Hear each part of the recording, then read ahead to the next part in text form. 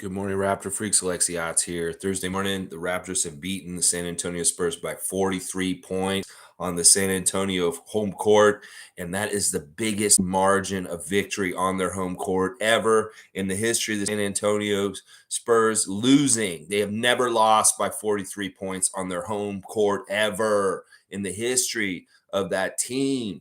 And that is the worst loss San Antonio has taken in 12 years, guys. Not since 2011 have they lost by a margin like that, y'all. So this is very impressive because Coach Popovich don't like losing by 43 points. Yeah, but it was a real testament to our incredible depth and just really amazing skill all the way through. And in fact, part of it was Otto Porter Jr. showing up last night, being a part of that fourth quarter crew. But we got our fourth quarter guys out there, and we have our most veteran guys out there on our fourth quarter crew with Thad and Otto running with Delano and Chris and Precious and stuff like that. Malachi. So awesome. Such a great, joyous victory by the Raptors. We look very dangerous. We look very scary. The Spurs announcers were saying we were the best team that the Spurs have played so far this season, that we look real good. ESPN's waking up to this now. We got moved up from 15th in the ESPN power rankings this week to number 8. That's right. They put us in the top 10. We are number 8 in the ESPN power rankings. People are starting to wake up and realize who we are and what we are doing. Yes. All right, let's see what you guys are doing. It'll really be very comment oriented today as far as the reaction. I will be looking at the box score and just talking about general things that we observed from the game last night.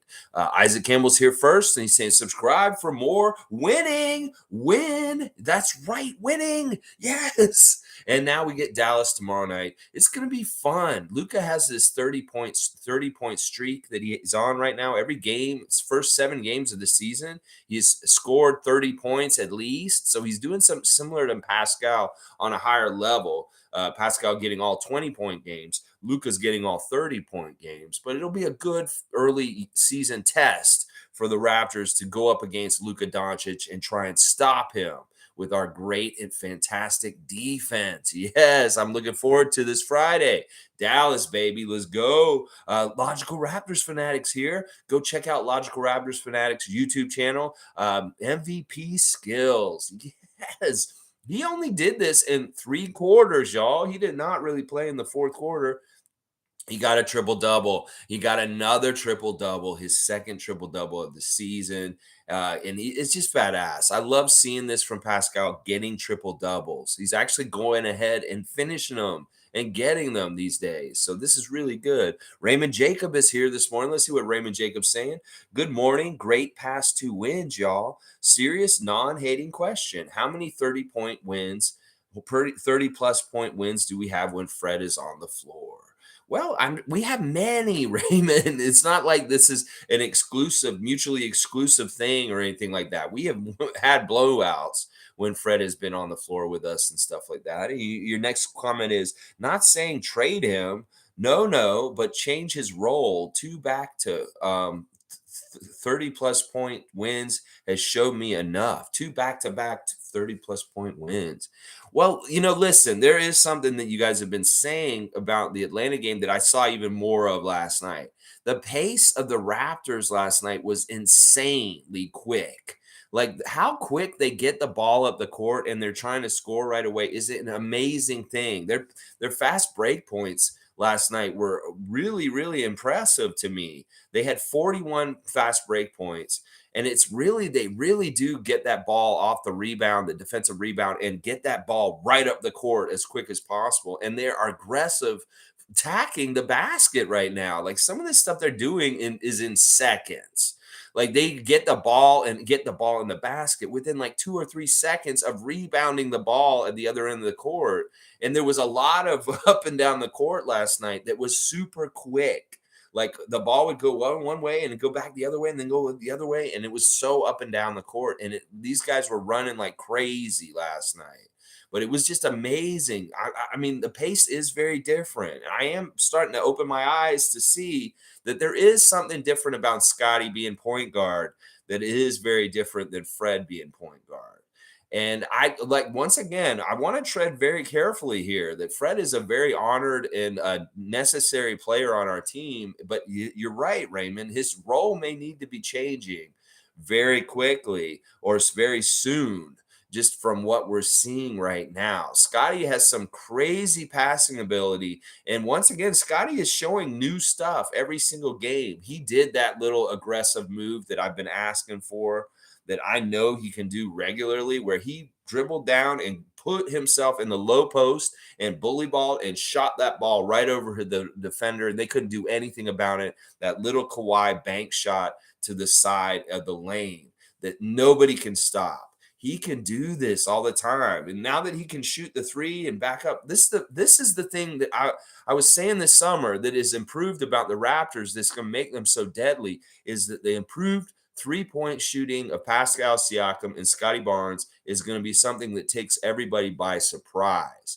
That they were pretty good three-point shooters last year, but this year they're way, way better. They're much more reliable, and they have to come out to get them. Well, this causes all kinds of problems for defense. If you have to guard them on the three-point line, all kinds of headaches. They'd much rather be able to hold off them and play for their drives, because they know their drives and kicks, when they get in the paint, are much more dangerous to get other players involved and stuff like that. Well, if they have to keep them honest because they got to watch out for them on the three-point line and they got to come out and guard them, well, these guys are going to go around them and drive right around them. So this development of them shooting better three-pointers is a huge, huge increase in good things for the Raptors on their offense. That this is going to, and they're doing it. Like Pascal's hitting deep ones too, like 3 or 4 feet away from the three-point line at times. And Scottie's now doing this little step back to find the three-point line.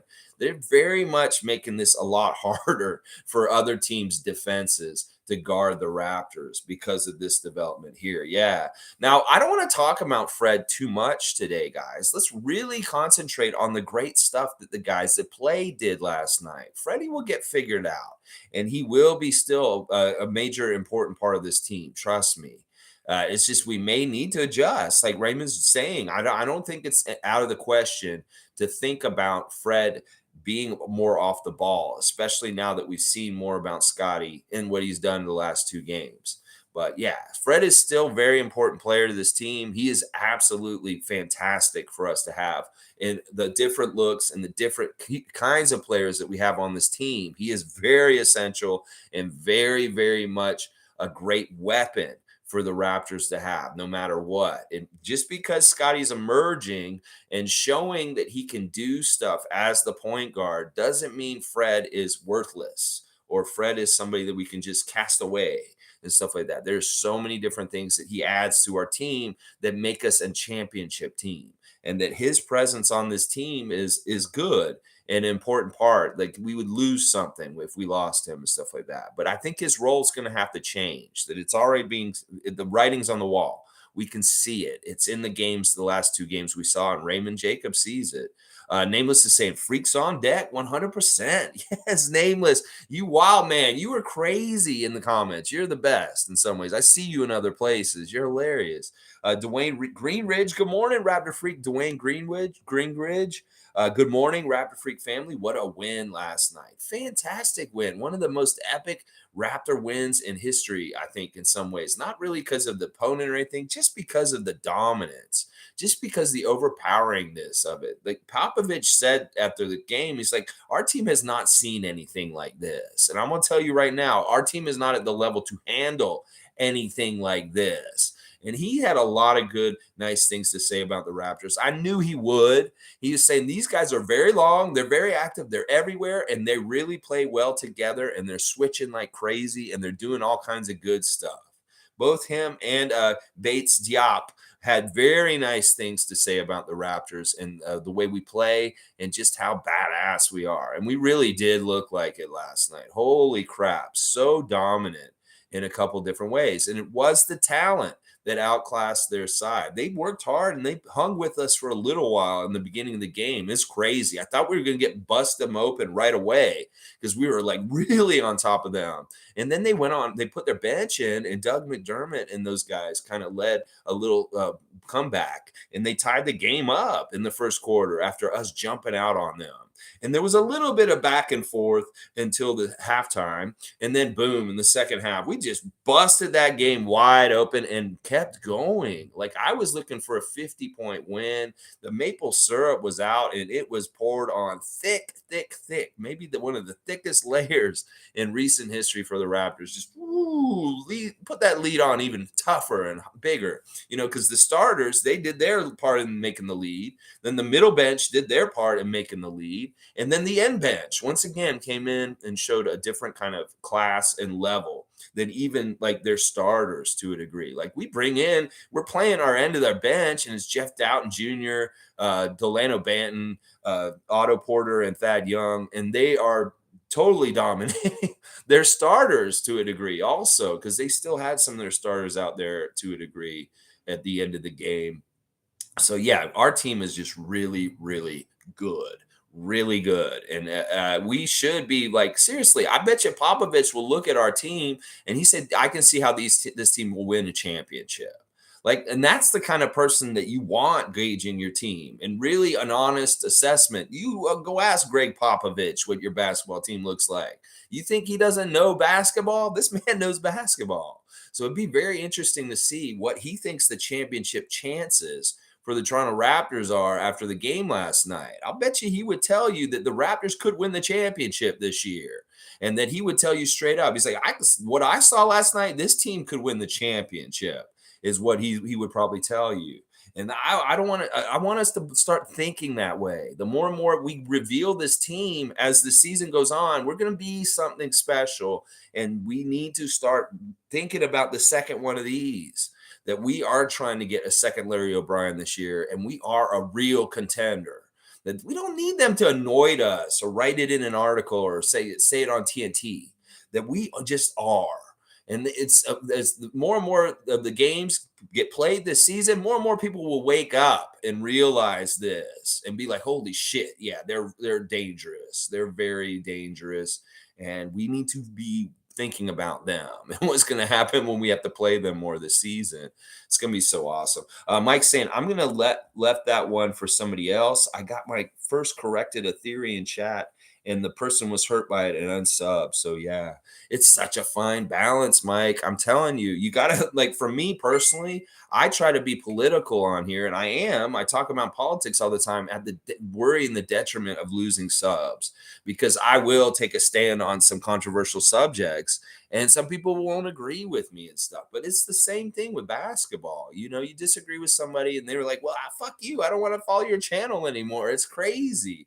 But yeah, I don't know. There's a balance between being real and being yourself and say what you want to say. But also, you don't want to be too confrontational and combative. People don't like being told that they're wrong and stuff like that. I do that to a degree on this channel, but I do it within measure and like fairness and kind of have a valid counterpoint stuff. And I'm sure you'll figure it all out. This stuff happens. It happens, really does happen. Everybody's got their own different opinions and stuff. All right, Alex is saying, good to see Alex Therix. Good to see you a couple times this week and stuff like that. Really, 2 wins against teams who Raps should beat, and you want to put Fred on the bench. Yeah, that's another thing about it. Like, look, some of these games, that game last night was going to be like that last night. I'm sorry. The Spurs were missing the 2 best scorers, Vassell and Johnson. And they're just really young. They're like they're young pups. They're just so exuberant and energetic, and they have fun and they want to play well, and they've played well on that exuberance. And just like listening to Popovich and saying, all right, you guys, if you do this and you do this, you'll win the game. And they're like, okay, coach. And they go out and they do it, and then they win the game. But like, there's nothing they could have done against us last night. Not with that team effort that we have and the way we switch and the overall talent and height and everything that we do. There's nothing they could have done against that, even if they had played the way that they played against other teams so far this season, the Spurs and stuff like that. The talent was just too overwhelming, and we saw it, and it was nasty. I mean, look at how many dunks Scottie had early in the game. Look at all the different. I mean, Precious had a horrible first half, and then it came around to where he could have an amazing end of the game where he was just absolutely dominant. I was like, we're playing the end of the bench, and Precious is out there backing people down and destroying them in the low post, old school style. And I'm like, yeah, we're really good. That this is a dude that's playing our garbage time right now. And it doesn't get any easier for them. This is a premium talent guy. Like, they had to be thinking, like, okay, now Precious is in killing us, and like there's 6 minutes to go in the game, and like we're down by 40, and Precious is killing us. Oh, yes. Yes. To be a Raptor fan today, this morning on November the 3rd of 2022. What a great time to be alive. If you are a Raptor freak, this is an amazing team. This is such a beautiful, bellissimo team. Oh my gosh. So good. So good. All right. Raymond Jacobs said, nah, I'm looking at last season when Fred sat as well. I've always, jumped. I've always loved Fred, but he isn't 6'9". Yeah, I agree with you, Raymond. There were times when he sat last year also where we did look pretty good, but there were times where we looked really bad also. In fact, I remember we were missing Fred in the second half of the season, and we really kind of rushed him back. And actually, the game he came back to was in San Antonio last season. The game when we went to San Antonio, he finally came back and returned. And remember, that was the game that we went on the 5-game win streak on the West Coast trip where we beat Phoenix and Denver in their buildings. And then we beat the Clippers and the Lakers in their building also, with the Spurs game being the first game of the 5-game win streak. Now, Fred came back at the beginning of that win streak and played in all of those games. And before those games, we had struggled and lost to teams like Detroit, Orlando, stuff like that. So it really is like, listen, we can say right now the flavor of the week is we're better without Fred, but that may not be the flavor of the week next week. That we may get in a little patch. Like, say we play Chicago. This is a different kind of team. We played these Chicago games this weekend, and Fred may be extremely essential and helpful for us to beat the Chicago Bulls in these 2 games coming up when we play them and stuff like that. So it may be a matchup by matchup thing. It may be a week to week thing, but I think that he is still essential to us in different ways, and that he will really very much help us win a lot of games this season still. Even though people are thinking, well, he didn't play in these last couple games, and look at the margin, and look at the way the offense is moving, and look at Scottie with some of his passes. The pick and roll with Koloko looks so nasty. Like, it's such a glimpse of the future. This Koloko, Scottie Barnes kind of playing off each other 2-man game has so much potential. And so much like, wow, like I can see this turning into something crazy because Koloko doesn't even know what he's doing completely. Scottie does not completely know what he's doing either. And the more those two get to play together over time and really learn each other, wow, look out. Lob threat, lob passes, all kinds of crazy pick and rolls, all kinds of crazy stuff between Koloko and Scottie Barnes to come in the future. I see it. All right, Hugh Reaction is here. Hugh Reaction is saying Coach Pop also said we were the best team they played yet. Yes, and they played Minnesota 3 times. They've seen the Timberwolves inside and out, Twin Tower trouble. And yeah, we're better than them. We're better than everybody they played so far. And I believe Popovich because we are. I can tell the way we play is nasty. And Tom Duke has written it out in his hieroglyphics. We got maple leaves, 100% maple syrup. We've got 4 big cans of vats of it, 4 of them for 10-point leads. That's 43 points. And then we got 4 stacks of pancakes right in a row with the butter on the side. And then we got the Raptors lineup. Oh my gosh, Tom Duke, what a great, tasty stack of pancakes. In fact, do you want some pancakes with your syrup? there was so much syrup on the pancakes last night. It's like, would you like some pancakes with your plate of syrup? Because you got an overwhelming amount of syrup on your plate from this game last night, Tom, dude. You have so much syrup on your plate. Save some for other people, Tom. Oh my gosh, you took so much 100% Canadian maple syrup and poured it on real thick with a nice big fat lead on the San Antonio Spurs last night. 43 points worth of maple syrup. Oh, yeah. Save some for next time, please, Tom. Oh my gosh. Cool Cat saying, good morning, Raptor Free Crew. What a great game. Yes, Cool Cat, wasn't it? We have been getting some treats this week. Just really enjoyable, fun Raptor games to watch. It is so fun to watch a game like the game last night or the Atlanta game that we went to live on Monday. It is just fun to see them have fun on the court and excel and do amazing things and work so well together and just have such a good time. The Raptors are winners, baby, and we are moving somewhere. We're going somewhere. We're going up towards that second Larry O'Brien. That's what we are looking for this year and nothing else. That's what we're real about this, y'all. These guys aren't fucking around. They're coming out there to destroy teams at this point, like they did last night. And that may open up some eyes, people looking at that and saying, well, San Antonio started really good. Whoa, they got absolutely wrecked by the Toronto Raptors last night.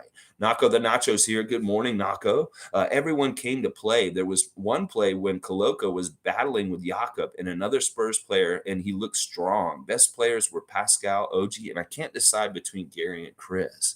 Yeah, let's do my 3 stars. Obviously, number 1, Pascal Siakam. Another triple-double. He has continued his 20-point streak. He is getting up there with guys like Vince and Kawhi in this streak of most consecutive games with 20 points. And if he keeps going, he will pass them. He needs to continue to get 20 points. But Pascal's my number 1 star. Triple-double in 3 quarters of play. Just looking nasty once again. Like his plays when he dissects them. He does a little step and he just shoots and he makes that shot. And it's so perfect through the net. And you just know, that dude is doing exactly what he wants to do on the court, just like Michael Jordan would, just like Kobe Bryant would back in the day. That is what Pascal is looking like. In fact, there's stats out recently that are showing that Pascal Siakam is getting double teamed just as much as people like the top players in the league, and that he has the most scored points by himself in isolation than any other superstar in the league right now. That his percentage of points made in isolation is such a higher proportion than other top players that are getting double teamed. So that really speaks to him being so overwhelmingly powerful that he is beating people in isolation doubled regularly and stuff like that. So Pascal, you go number 1 star for last night. OG Anunoby, number 2 star for last night. Actually, I don't know. I'm going to say a tie. They're both number 2 stars, Gary Trent Jr. and OG Anunoby. OG Anunoby once again having a fantastic defensive game. In fact, he has done something in the last couple of games and a couple of games this season where he's getting 2 games in a row of 5 steals or more. And he got 5 steals again last night to go with the 6 steals on Monday against Atlanta. OG 7 of 12 from the field, 3 of 3 at the free throw line, 5 rebounds, 3 assists, 5 steals, a block, plus 28, 18 points. OG Anunoby, one of my stars for the night last night. Gary Trent Jr., a 3rd star, 9 for 17 from the field, 24 points, plus 35. He had the biggest plus on our team. 3 rebounds, 2 assists, 2 steals, 2 of 6 from the field, 4 for 4 from the free throw line. Pascal, OG, and Gary Trent. Those are my 3 stars. But I could easily put Chris Boucher in there for his quick contribution off the bench last night. He did look fantastic in 25 minutes, 7 of 10, 3 for 5 from the 3-point, 17 points, 8 rebounds, 2 assists, 2 steals, and a block, plus 22 off the bench, Chris Boucher. Now, we talk about the bench scoring for the Raptors as being a key stat to check in with after every single game. And the bench scoring last night was insane. The bench scoring was one of the biggest bench scoring that we've ever had on the Raptors, honestly. They scored 62 points last night, y'all. The Raptors bench scored 62 points last night. We've been talking about trying to make 20 points on our bench at times in recent past. Where, whoa, I just wish the Raptors could score 20 points off their bench. Well, they got 62 points off their bench last night. Absolutely amazing. Yes. Paul B's here. Good to see Paul B. I'm just rewatching the Spurs replay right now. I got to say, Scottie Barnes to Koloko is amazing to watch. The league is in trouble. It's too easy. Yeah, they seem like a really, really unstoppable combo. Scotty's passing is insane. There was that one pass that he threw to Otto down in the low post, and Otto wasn't totally expecting it, and he pinpointed right to him, and it turned into free throws for Otto Porter because he set him up in the low post and he got fouled. Now that pass was so good. Like it was like I didn't see it coming, and Otto barely saw it coming, but he did that little cut. And Scotty was like, "Yeah, I see you there, Otto, and I want to get you involved in the game, because you're just starting up your season with us." Well, he found him with a laser right into his hands to the side of the basket. He had his back to the basket. He got it right here. And he's like, "Oh, thank you, Scotty." He's like, "Oh, thank you, Scotty. I did not right here, right in my hands. Okay, let me do a little post move and get some free throw shots." And stuff like that. Really great way to initiate Otto Porter into scoring for our team. And then we did see Otto hit a three later. He took a couple of threes. He missed one and he made one. But yeah, really cool to see Otto Porter out there. And I'm going to tell you, he did really well on our defensive rotations and looked really good. He had a couple of steals and he looks like he's all ready to go. Like there's no transition period where Otto's going to look awkward or fuck up or any kind of screwiness. I think he's all ready. Like everything they did in training camp to prepare him to know the system has been shown. It showed last night that he did not have like a weird transition period of finding himself in the Raptor system. He was fine right away. He was rotating crisply and being in the right place, obviously, because he has that veteran know-how. And he understands, he's familiar with a lot of NBA stuff. So he's applying his prior knowledge and just putting his effort out there. And you saw it right away. There was no no slowdown in his fight. He was out there doing everything just right as an older vet with our system. And I love that. I love that you plug him in and he's fine. There was no problem on the defensive end with him being on the court. And that's really good. That's something that I wanted to see. I know he's a really good defender. He always has been. But sometimes you worry about that when the player comes to a new team and they're older. Sometimes their level of exerting stuff on the court isn't the same. But it's definitely the same. And he understands that this is a big part of our makeup and who we are as an identity. That he has to be that way on defense, working hard, rotating, going all over the place. And the shooting stuff at the other end will come, and he'll get that anyway. But if he doesn't do that other stuff on the defensive end, he won't get to play. And so he's showing in good faith right from his first appearance on the Raptors that he is capable to switch around in our rotations of our crazy defense, our crazy, very active defense. And he was all about that. Wasn't that game kind of chaotic at times? Like, didn't it feel like the ball was really moving up and down the court really fast? And it was just really entertaining because we got to see a lot of like very crazy passes, a lot of up court like antics, really fun stuff. Stuff like Delano coming up and getting a really quick dunk and transition, just different things like that. Very much up and down the court. And I love this so much. It's amazing how much that foul that slowed down fast breaks last year hurt the game. Like that, this is really the difference. Last year we had people just grabbing people when they get in transition and ruining the excitement. And one of the best things about the NBA, well, it's back, baby. The NBA excitement is back. I am so happy to see this. And the Raptors really are reaping a lot of the benefits of this rule change. In these last two games, we have seen absolutely phenomenal fast break team. They look like Showtime Lakers at times because the way they just go and they just have everybody filling lanes and just attacking and coming at the rim, and you don't know what to expect. And they're unselfish too. So they've been doing a way better job this season than last season, finishing in transition when they have numbers. Last year, they'd have like 3-on-1 breaks and they'd still fuck up and wouldn't score.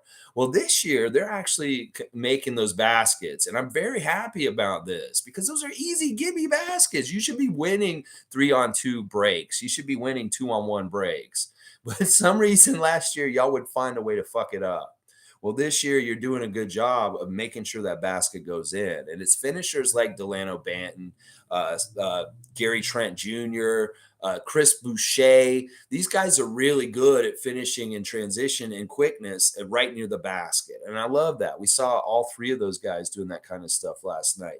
All right, let's keep going. Randolph Phillips is here for our daily blessings as a Raptor Freak cult. Blessings, Raptor Freaks. Good morning. What a game. This team is looking better and better each game. Yes, Randolph. Don't they? I mean, look, it's almost like we put on a little display for Coach Pop and said, hello, we're the Raptors, and this is our latest edition. You know, he already had an immense respect for what Coach Nick Nurse and Masai Ujiri and Bobby Webster have been building in Toronto. Now he's seeing the next level of it. And Pop's probably taking notes. He's like, well, this year they've got Precious is playing way better. Look at Scottie running point and what he's doing there. Whoa, look at this rookie kid, Koloko, all of a sudden showing up. You start adding up the equation of what the Raptors have on their roster, and you start thinking about it. Maybe they are a championship level team because they've got all the pieces right there. They were saying, what, last year, what do we need? They said we need more shooters. We need rim protection. We need a real superstar on our team. Well, how much of this have we checked off on that list? We got the rim protection with Christian Koloko out there all of a sudden. We got more better shooters with Otto Porter. I'd say Juancho Hernan-Gomez and the improved shooting of Pascal Siakam and Scottie Barnes from three. And then, did we get a superstar? I think we might have. At least the NBA is starting to wake up and say that Pascal Siakam is a superstar. So I think we're starting to check some of those checks that people say, oh, to be a championship contender, you need this, this, and this, and this. Well, I think we might have them now at this point, and people might need to start saying that. Isaac Campbell saying it's a team win. Don't blame or even give credit to one player. That might be how ESPN and Hollywood frame winning, but we win and lose as a team from first to last, top to bottom. We the champs. Yes, Isaac Campbell, you were exactly right.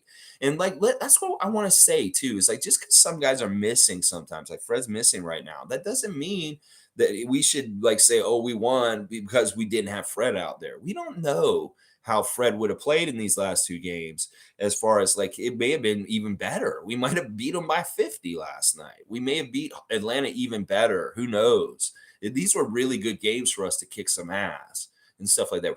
We were kind of set up to win these games. Like, these were, as much as we had scheduled loss against Miami the first time we played them down in Miami after playing Brooklyn the night before, these games were kind of scheduled wins. I'm not going to lie. This one against Atlanta on Monday was definitely a scheduled win. And then the one last night, obviously, wow, I've had good feelings about both games, and they came true. Exactly kind of how I was thinking. We were going to just beat the hell out of them. We did. Monique's here. Good morning, Raptor Freak Monique. Good to see you, and thanks for all the keep up on 905. They had their open practice last night, and it's very interesting who was where last night. If you notice, Jeff Doughton was with the team in Texas and playing, and meanwhile, Ron Harper Jr., the other two-way, and Justin Champagnie were with the Raptors 905 here in Toronto, in Mississauga. Yeah, so that's interesting. Jeff Doughton's already getting kind of some trust in him, or maybe it's because Fred was out. They were like, we need a little bit more point guard depth, so we want to bring Jeff with us on this trip to Texas, because they did not bring Ron and they did not bring Justin. They brought those guys. You saw who was on the bench last night and available. Jeff Doughton was. And that's very interesting to me.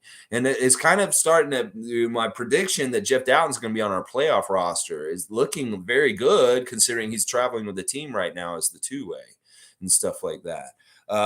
Logical saying, not going to lie, Masai talked directly on that, saying Fred VanVleet was bigger than 6'9".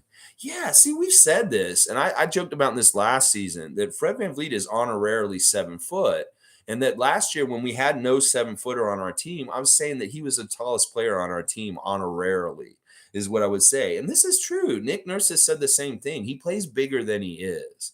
I know that his height is a detriment as far as him going to the basket and trying to score in the land of the Giants. We saw it happen to Malachi last night. He got a couple of shots rejected last night going to the basket. Well, on defense, though, he's not necessarily a liability because he plays bigger than he is. We've seen him do that, like smack the ball out of Jokic's hands, smack the ball out of Jared Allen's hands. He can go get that ball from big guys when he wants to and stuff like that. So it's not, it's a weird thing with Fred. It really is a weird thing with him. And, the crazy thing is I hope he's not getting too much in his head about all this kind of stuff and what's happening. That he needs to just realize, yeah, my team's really good. I can't wait to come back and be a part of it and do good things. It's going to be interesting to see how his role morphs this season. It's definitely going to. And Nick Nurse is smart. He'll do it in the right way. Trust in Nick Nurse is what I'm saying. Dizzy B, David, good to see you. Bonjour, Raptor freaks. It's a lovely day, lovely day, lovely day, lovely day.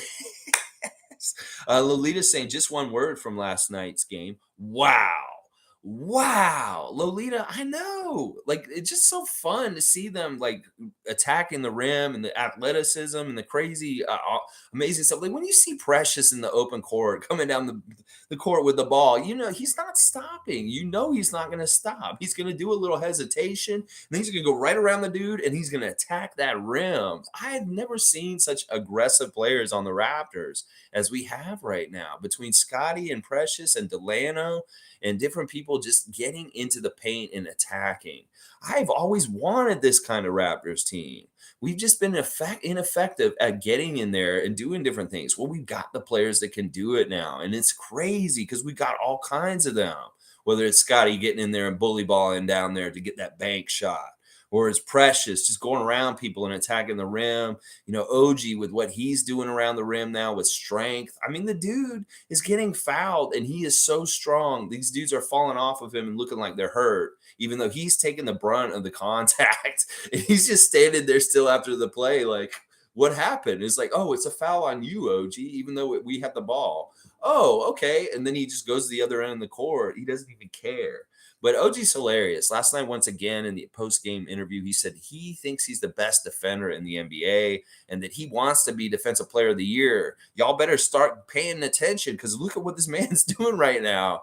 How the fuck did Matisse Thybulle win 2 defensive awards in his career? Fuck that. That is so stupid. Can we rescind one of Matisse Thybulle's defensive awards and give one to OG because he should have probably gotten it that time when Matisse got it? Because I don't understand how Thybulle has ever been on a defensive team. I'm sorry. He may be good at getting in passing lanes, but that dude is a chump as a defender. You can score on him. Sure, he can get some steals. He plays the passing lane good. That's why you gave him defensive player awards. Fuck that. Take one of his awards away or both of them and give them to OG because you should have gave them to him in the first place. You got it wrong, NBA. Oh, yeah. All right. Kenny's here. Good to see Kenny. Glad Fred is taking his time resting. Yeah, it's tough to him. He always sits in the big chair and he had the hood up over his head and he's watching the game and stuff. It's got to be tough for him in some ways because he does kind of be like, he's got to be kind of knowing that the fans are probably talking about like the difference between Scottie running the point and him running the point. And, Scottie did say in his interview after the Atlanta game that he's probably finally playing in the right position for him this week, that this is where he wants to play is what playing point guard straight up. And there's no question about it. He said that in his interview after the game on Monday. And I really do think Scottie's going to be on Twitch after every home win this year. He's going to go on there after every single game that he win here in Scotiabank Arena. He's going to go straight home and he's going to go on Twitch and celebrate with his Twitch family. I can tell. He won't do it on the road because, they got to travel. They had to get on a plane right after the game last night and go to Dallas. and now they're in Dallas today and tomorrow. So it's not even that far. They could probably just get on a bus and drive over. They probably didn't get on a plane. They probably just took a bus over. So yeah, it's interesting. I want to see if he'll twitch after a home win. Like he could have easily twitched last night if they were going back to a hotel room, but nah, it's I'm sure they were traveling and that he couldn't do it last night and stuff like that. Joseph Starks is here. Yes, Joseph Starks. Woo! Ric Flair, baby. Yeah, Space Mountain. Is it just me, or did it feel like all of our moving parts kind of set into place last night? Yes, it just clicked, Joseph. Like it just clicked, like something, and it just like everything's smooth and just moving right. Ding ding. Mama says jambalaya. Jambalaya is ready. I love it. I love it. I've used that metaphor before with this team. It's like, the team is like a stew on the oven and you're cooking it. You're slow cooking it over time. You got to let time for those ingredients to mix together, flavor. And like, you may have the Scotty Barnes like potatoes in there, and you might have the precious Achiuwa carrots, and you have the different like items in there. And you want to make sure that the right ingredients are in your stew, and then you want to taste it and see how it tastes. And man, this stew is tasting so good. I think it's ready. I think it is ready. You saying it's jambalaya? It could be jambalaya. Jambalaya is kind of like a stew or something like that. But he's like, yeah, the ingredients are tasting real, real good right now. Like they taste perfect together. And it is true. It seems like something just kind of clicked, and then boom, everything's just working really well. We're playing at a high level, playing very well together, and we're taking care of the ball. We're doing the right things, the important things, and it's showing that we look so good and stuff like that. I love it. Cool Cat saying, Pascal is the reason why I became so active on social media. I became an advocate publicly due to the bubble. It does my heart proud. Now I have to advocate for Fred on social media on his off-ball role. Yes, Cool Cat, keep up your good work. Seriously, I appreciate every single person that stood beside Pascal through his darkest times of the bubble and taking the blame for not working during the pandemic and looking so out of shape during that time and things like that. And that was a tough loss to take, that 7-game series against Boston. We probably would have beat them if Pascal had been fully like himself.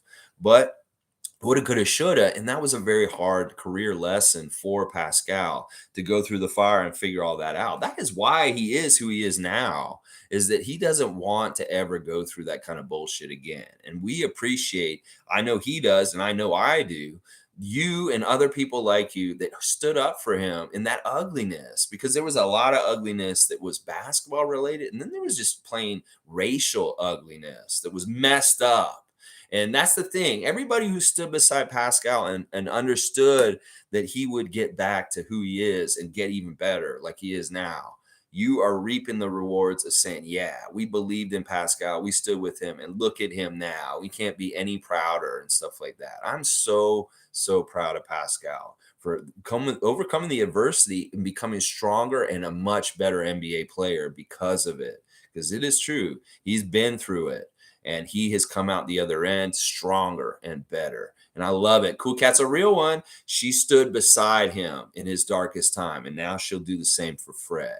And I don't think this is going to be a dark time for Fred. Honestly, I think this is going to be a bright time, because he's going to come back and he's going to do things that are going to be impressive and help us. And everybody like, oh yeah, Fred is on our team, and he is very much an important part of us winning also, and stuff like that. He's just got to get back. It's just right now it looks bad because we look so good and he's not playing, but he'll get out there and he'll hit some crazy shots to help us win, and everybody will be like, yeah, Fred's that guy again. Nameless is saying OG another 5 steals. He said post game he wants Defensive Player of the Year, and he feels he's been the best defender in the league for years. Yes, put some respect on his name, NBA, and give him some awards. Y'all need to wake up and open your eyes to him. The referees still don't even call things for him. He gets fouls and weird stuff all over the place still. Ref crew was weird last night. I knew they would be friendly, but there was a little bit of weird stuff in there. Giamidis was all right and stuff like that. JT Orr, Eric Dolan. Eric Dolan had a couple calls that were like, I was like, really, Eric? Really, Eric?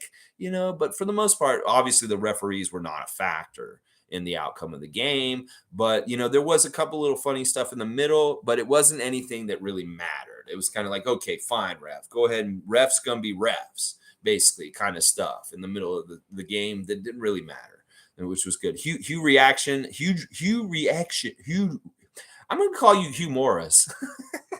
Or General Rection. After the old WCW gimmick.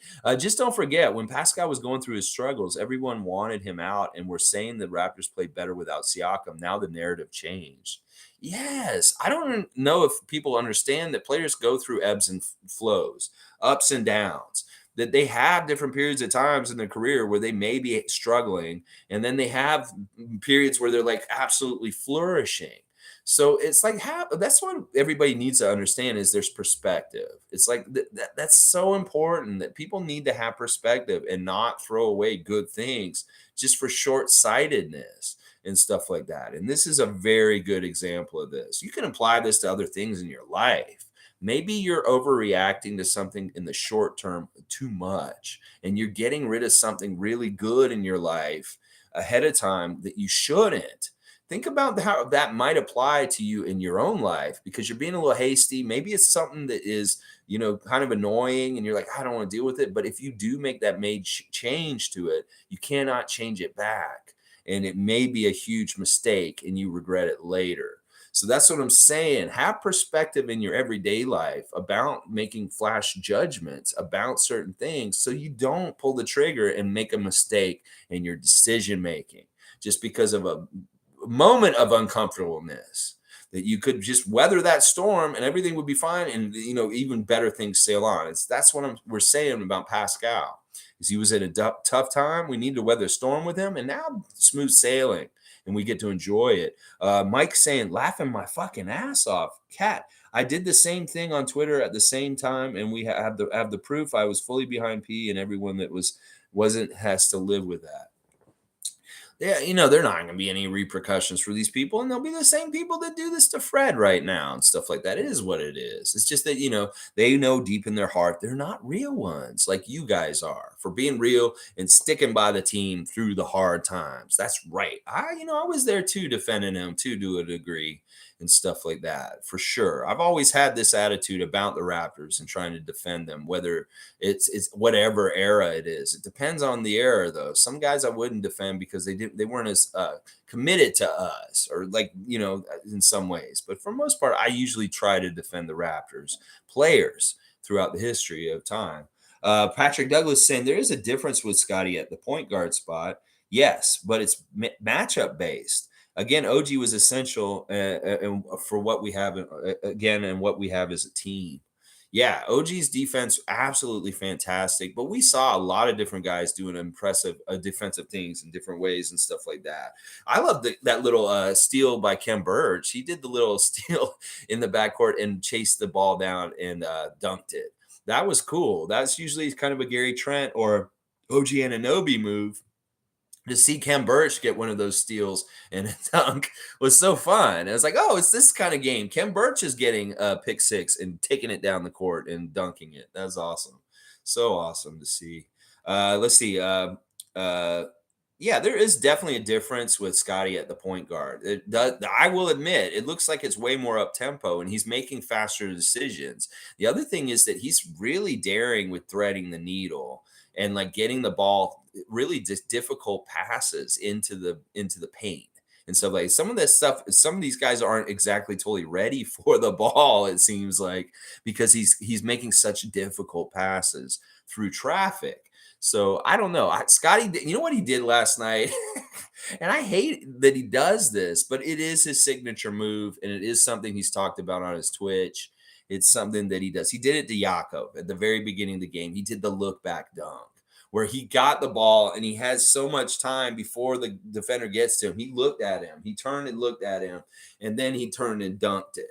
Now, that is his signature move, y'all. It's not fundamentally good, and it may screw him up someday where he does this look back and look at the defender and then dunks it. It is very much like his move. He's talked about it. He's done it since he was a little kid. Like in middle school, he was doing this move where he would look back at the defender behind him, and then he would dunk it. And I hate it. He's like, dude, you don't have that much time, and you're going to get burned for that. But it's just his thing. It's kind of like a thing that he wants to be one of his things. So I can't get mad at it as long as he makes the shot, as long as he doesn't mess it up because he's turning around to look back and stuff like that. But he did it. He did it, Jakob. And there was some interesting physicality between Jakob and Scottie last night, if you noticed. Very much battling. And at some points, there was some frustration with Pirtle on Barnes, and he kind of threw him around a little bit at one point. There was a little bit of that going on last night. This is really good because we want Scottie to get, I love seeing how Scottie reacted to it. He just brushed it off. He does not care. Like, LeBron will throw the ball at his midsection. Other people will be ugly to him. They'll take cheap shots on him. He does not react. And he does not get any animosity towards these guys either. He keeps his head in the game and doesn't take the bait on stuff like that. Because Pirtle was kind of baiting him to fight a little bit because he did literally take Scottie and throw him to the ground at one point in the game last night. And I wanted to see how Scottie would react. And he didn't get up. He didn't have any kind of anger or any kind of get back at Jakob. He just kept playing hard and doing good things. And I love that about that Scottie doing that, because that shows that he's not going to take the bait later on when, veteran players like people like Marcus Smart, people like that may do some fucked up shit to him. And he'll keep his head in the game instead of reacting and making it 10 times worse. That's really good. That is really, really good. And I love seeing that by him.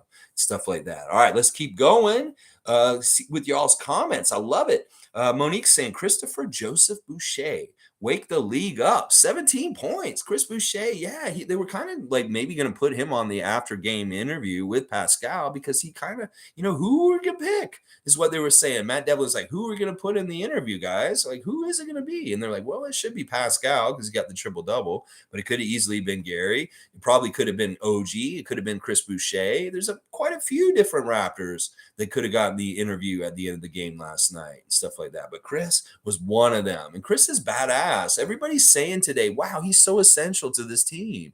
He really is our bench leader. He's our guy that just brings that bench energy and picks things up. And I love seeing the way him and Precious talk on the court. They really are good, fast friends. And they really are like a tag team in wrestling. You bring them out as a set.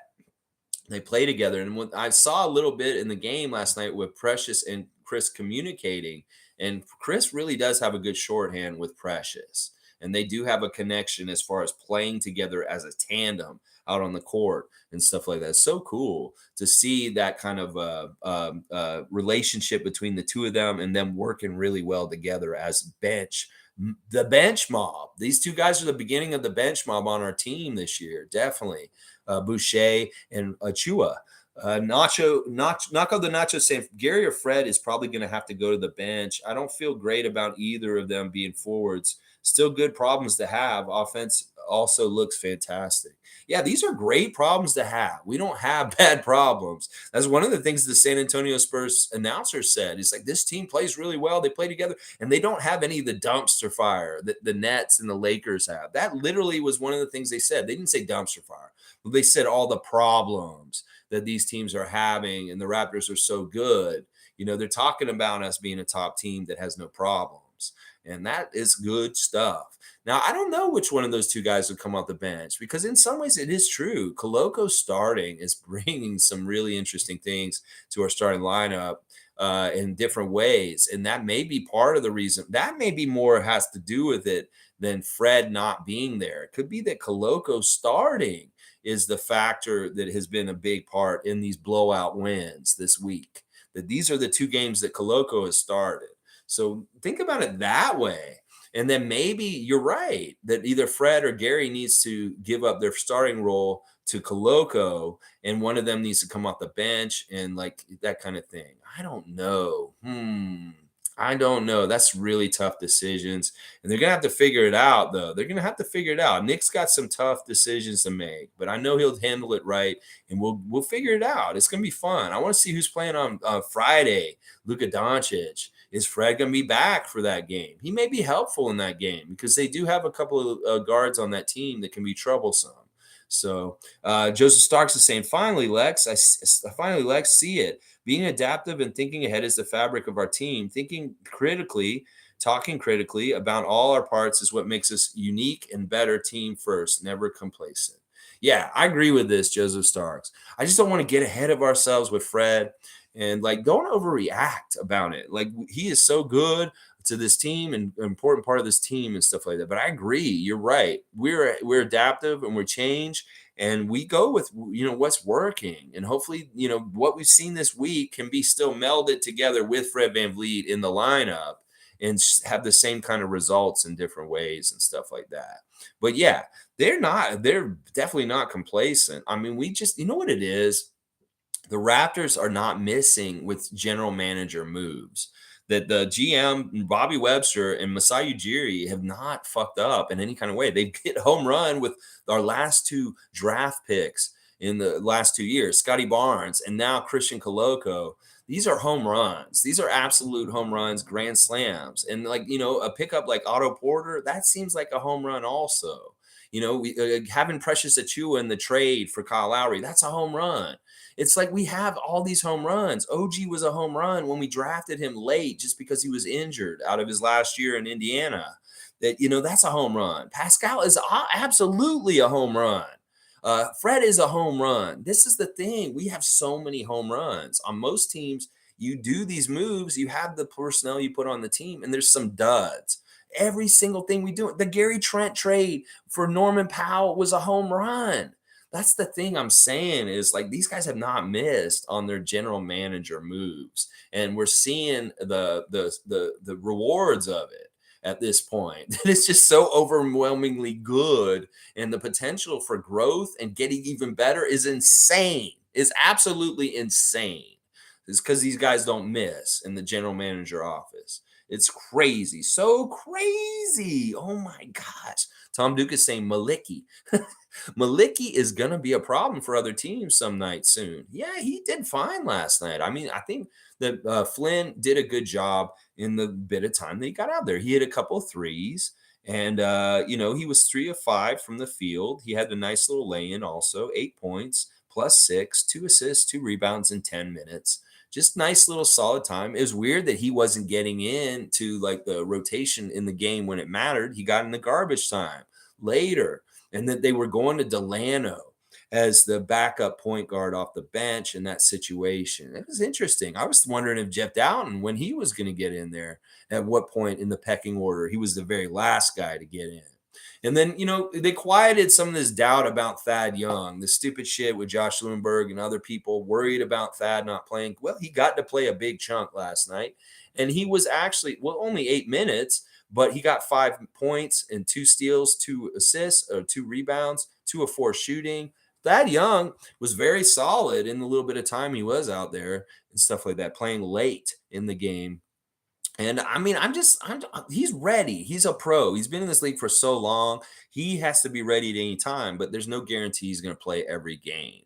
It's just that kind of role. He is not necessarily main rotation. He is a periphery rotation and use in case you need a vet and you need that kind of experience and you need somebody who's not going to screw up and do good things for you on the court and just be vet-like and stuff like that. Cool Cat saying, Nick Nurse said our defensive anchors are Pascal, OG, Scottie, and Fred, chip roll.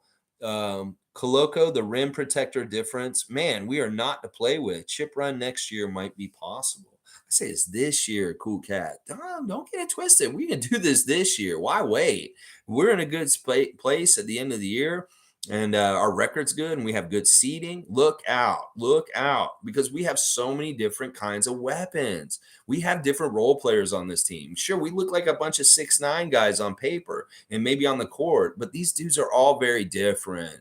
And they're different weapons and they're different kinds of things. And because we have Coloco now, we have a couple of the weapons we were missing last year are on our team now. Fred is a certain weapon. Gary is a certain weapon. OG is a certain weapon. Pascal and Scottie, Precious, Coloco, Hernan Gomez. These guys are all different kinds of weapons. And we have choices for situational reasons to put and implement these different weapons as to what we need at that time.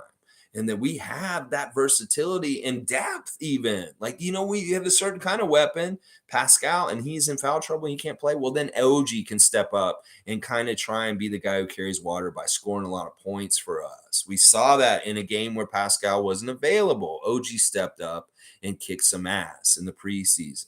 So that's what I'm saying. The versatility, the weapons, so many different kind of looks and so many different kinds of ways we can beat other teams, whether it's the way Scottie would beat them, the way Fred would beat them, the way Gary would beat them, the way Pascal would beat them. They're all different kinds of ways.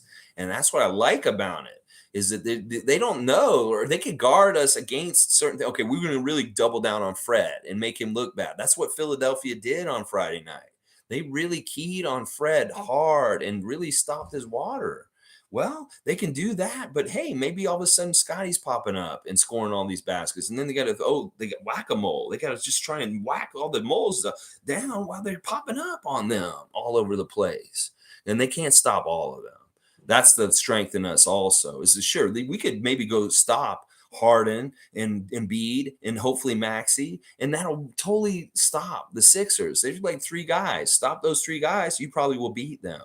Well, the Raptors, you could stop 3 of our guys. There's going to be 3 other guys that could step up and still kill you and stuff like that. It's amazing. It's amazing. We have such a good team. I really do think we can win the championship this year.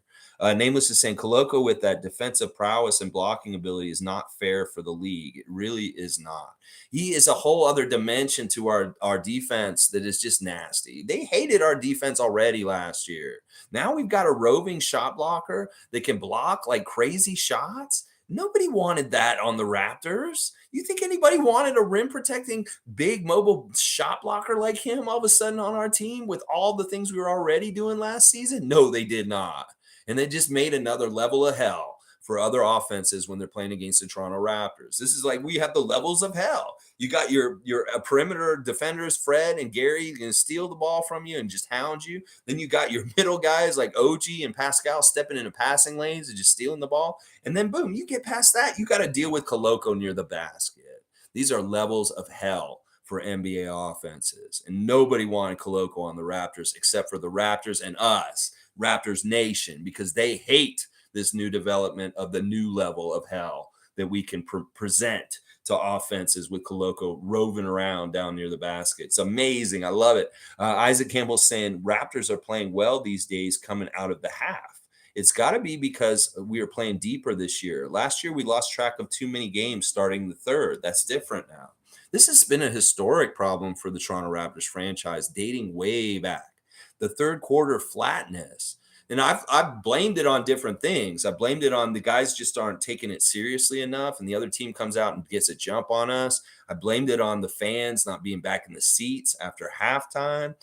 This is true. I think what Isaac's saying here is actually probably a good, plausible reason for why we're not having that third quarter lull like we have in past. That we have a much stronger bench, and it's showing in that the third quarter that we look really good then. In fact, we've been outscoring teams in the third quarter pretty good. We did that to Atlanta like crazy. And in this game last night, we outscored the San Antonio Spurs 40-21 in the third quarter, almost doubling them up. Another game where we scored 30-plus points every single quarter last night, and we scored 143 points. That is insane, y'all. That is amazing stuff. And that is a really solid effort through the whole game, solid of just barraging them with offense. So good, so good. And that pace really shows with these numbers that look like they're on steroids. That pace is what puts us from 120 or 130 up to 143. It's crazy. It's so crazy. Mike saying respect for the great advice on sub balance. Yeah, listen, you want to balance whether you being yourself and also, you know what, sometimes it's not right to be right. It's better not to be right and just like let things go. Just trust me, Mike. Sometimes there's no point in arguing to be right because you will just piss people off. Trust me. Guardian Transit saying 2 super duper games in a row. If the boys can play every game like this, I can't imagine. Well, part of it is the competition that we're playing against. I think that Atlanta is a pretty good team, but they're not a good matchup for us. They may be a play-in team. I don't think they're a real playoff team.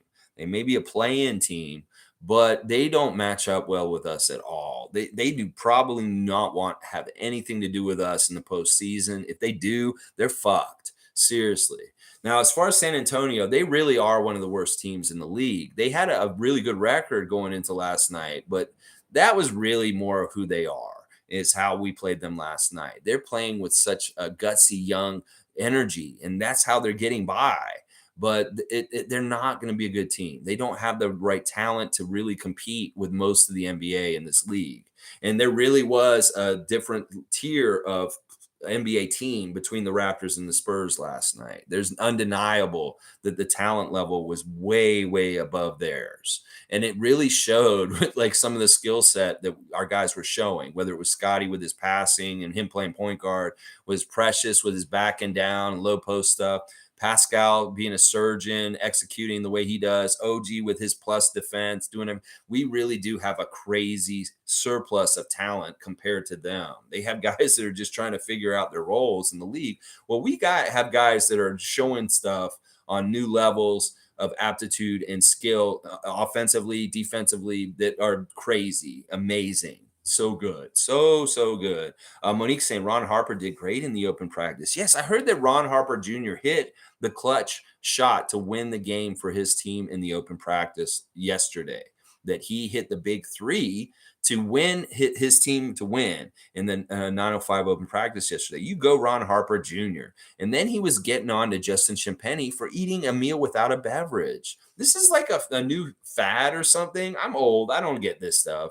This happened to Scottie on his Twitch a couple weeks ago, where he was eating something. And somebody in the Twitch stream was like, "Where's your bevy, yo?" And he's like, "What? Well, I have a bevy. Don't worry, I have a bevy." Is this something where people ask people, you can't be eating your meals without a beverage or something like that, and they make fun of them or something like that? Because like Scotty was eating and he had a thing. He had a white Vita water or whatever thing. And he's like, "Yeah, I do have a beverage." He's like, but he keeps eating. And he's like, "Oh, but wait, y'all, it's empty." So he didn't really actually have a beverage. And then he went and left the room to go get a beverage because the chat was coming down on him for eating without a bevy. You don't have the bev, bro? Where's the bev? You need the bev if you're going to eat your meal, bro.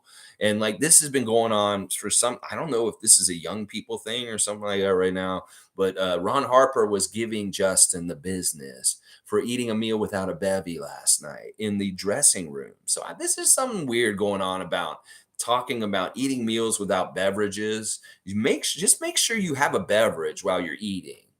I guess that's important. If you choke or something like that, you got to have that beverage just to wash it down. It could be very dangerous if you're eating a meal and you don't have any liquid and stuff like that. I guess that's the whole point of this. I don't know. Maybe I'm going too long on this.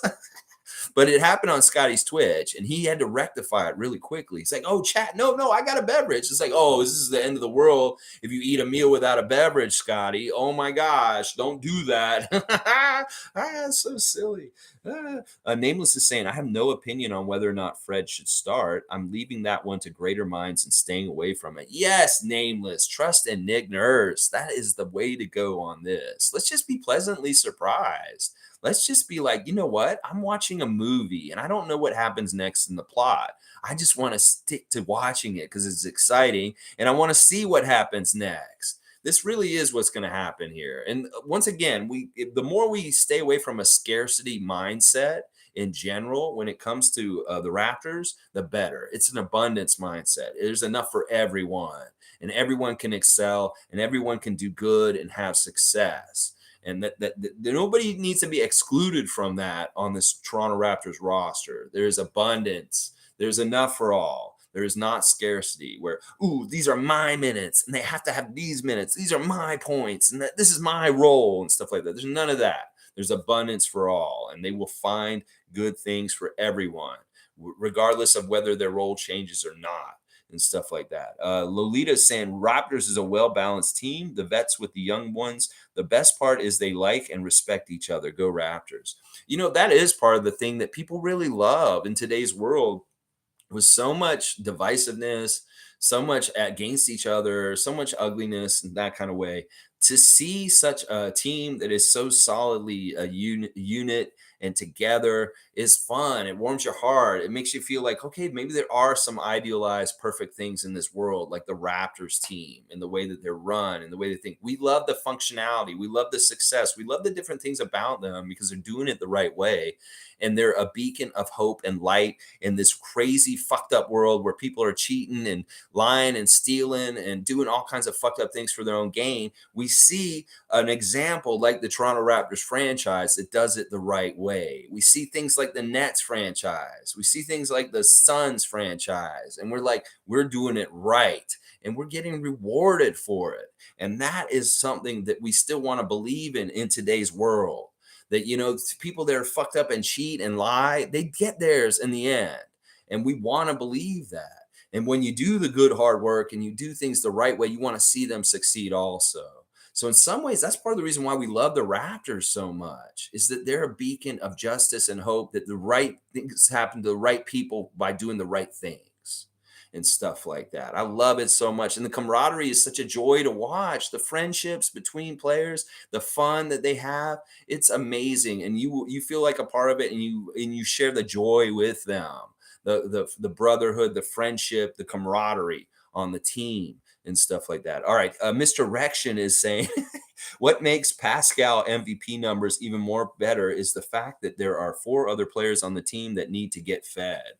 Yeah, that's the thing. Like, there's all kinds of different people we could start sending the ball to, but still Pascal is getting steady numbers and being consistent amidst our versatile attack of having all kinds of, like, Gary's going, he was the leading scorer last night, Gary Trent Jr., but still Pascal still managed to get that triple double in there. And that's good. I really like that. And it is true. Other teams like Luka, everything is based around Luka. Everything's based around Enacomto. They get all the opportunities in the world. Well, Pascal does, to a degree, have to share things to a degree with other Raptors in some ways. And that is very true. Logical saying, nameless, it's becoming something completely different now. Not going to lie. I had a feeling with Fred VanVleet was coming, hence saying he's going through the fire Spicy went through. Yeah, well, we saw the writing on the wall this summer. Fred put the clip out with the Jimmy Crooks song on it, saying, "So I heard you're a shooting guard," and it just makes sense. We were predicting this summer, that there's going to be a transition from Fred playing point guard to shooting guard, and Scottie becoming our point guard. We knew this was going to start happening, and now it's happening very quickly with Fred being out. We see that look with Scottie at point guard, and we love it. We want to see more of it. And that really is what's driving the Fred VanVleet slander right now. Well, once again, just because we have something good for somebody like Scottie doesn't mean we need to take away from somebody else. And the scarcity mindset, that's the way you think in that kind of way. But in an abundance mindset, there's enough for everyone. Just because we can make room for Scottie to be the point guard, and Fred could have such an interesting new role. Trust me. And in some ways, he's already been preparing for this. He's been thinking about this in his mindset all summer already, and kind of thinking about, what am I going to be doing off the ball more? And we're going to see that when he returns from this injury, he will come back, and I'll bet you money he's going to play off the ball a bit more than he did before this injury, just because we've seen now Scottie, what he's doing and stuff like that. He'll still get a lot of minutes and he'll get some scoring, Fred VanVleet, but he may not be the one who's passing the ball anymore, going further as much. Tom Duke is saying, go Raptors, slurp it up, all that syrup. I don't know how you made that really gross, Tom. It's like you got a plate and you're like, what is this? Slurp up the syrup. Van Hoot's here. Good to see Van Hoot. Are the Spurs okay? I hope they're okay. I think they're all right. They did have some injuries last night. There were a couple of people that got nailed in the face. Josh Richardson was a little bit of a punk last night. Him and Boucher got a little bit of a jawing at each other at some point, and they got double technicals. Josh Richardson got an elbow in the face after that, and he had to leave the game. And I believe that somebody else had to leave the game for them. Oh, Sohan. I kept saying Sochan, but it's pronounced Sohan, and apparently it's Polish. But yeah, he had to leave the game also. So they did have a couple of guys get hurt in the game last night, if that's what you're asking. Are you asking, are they okay as a team? I like their team. I think Coach Pop is just doing what he does, but he's just not going to have that good of talent this year. And they're going to start losing, and they're definitely going to be in the Victor sweepstakes. Trust me. Spurs are definitely going to be in the sweepstakes. They may have started strong and fast right now, but they're not going to win many games this year. Trust me, they're not. Shane Waters the same morning. Coloco's block and then covering the floor in 11 strides to take a pass for a missed layup was unreal. Although he missed a lay-in, that was freaking impressive. Yeah, and didn't somebody cover up his mistake and make the layup right after him? Wasn't that what happened? I think it was OG or Pascal put the ball back in after him, something like that. Yeah, Coloco's amazing, honestly. Like, he's really just scratching the surface. Let's look at his line from last night. He was at 23 minutes. This is maybe the most he's played in a game so far. 2 points, 1 of 4, 6 rebounds, and 1 block. Now he didn't really fill the stat sheet up, but once again, there's stuff that does not show up in the numbers that he does out there that is absolutely fantastic. Altering shots, stymieing defenses, just making them think twice. And his presence is enough. It doesn't show up in the stats. It's just his presence. Monique saying, if we can build on these wins, watch out, league. Even the NBA TV game time high praised us. What a time. I love it. Let's go.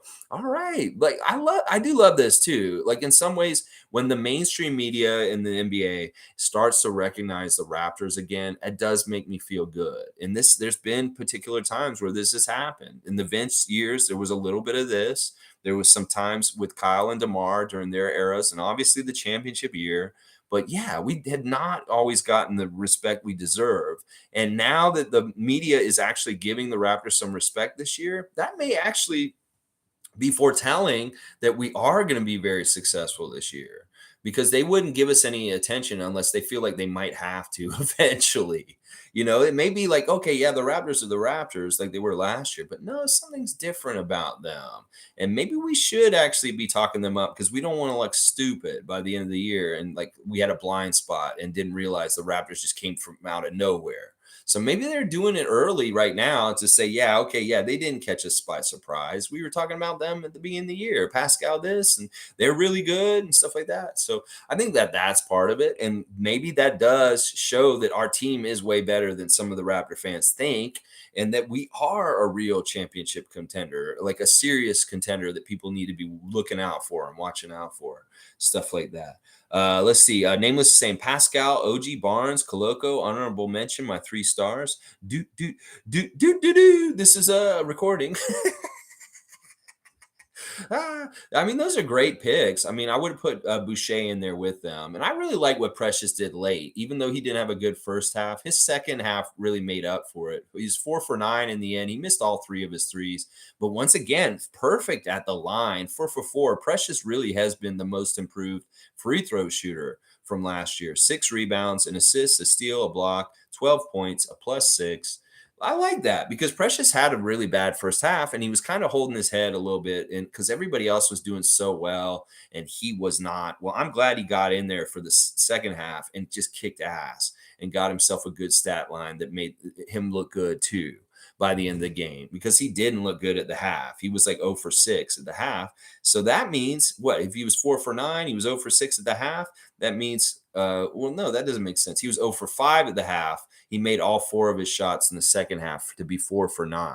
So that's pretty good. I like that. Mike saying salute. Yeah, still unconfirmed officially, and funny how those Flynn Banton minutes worked. Sounds familiar. I think I heard both great points somewhere.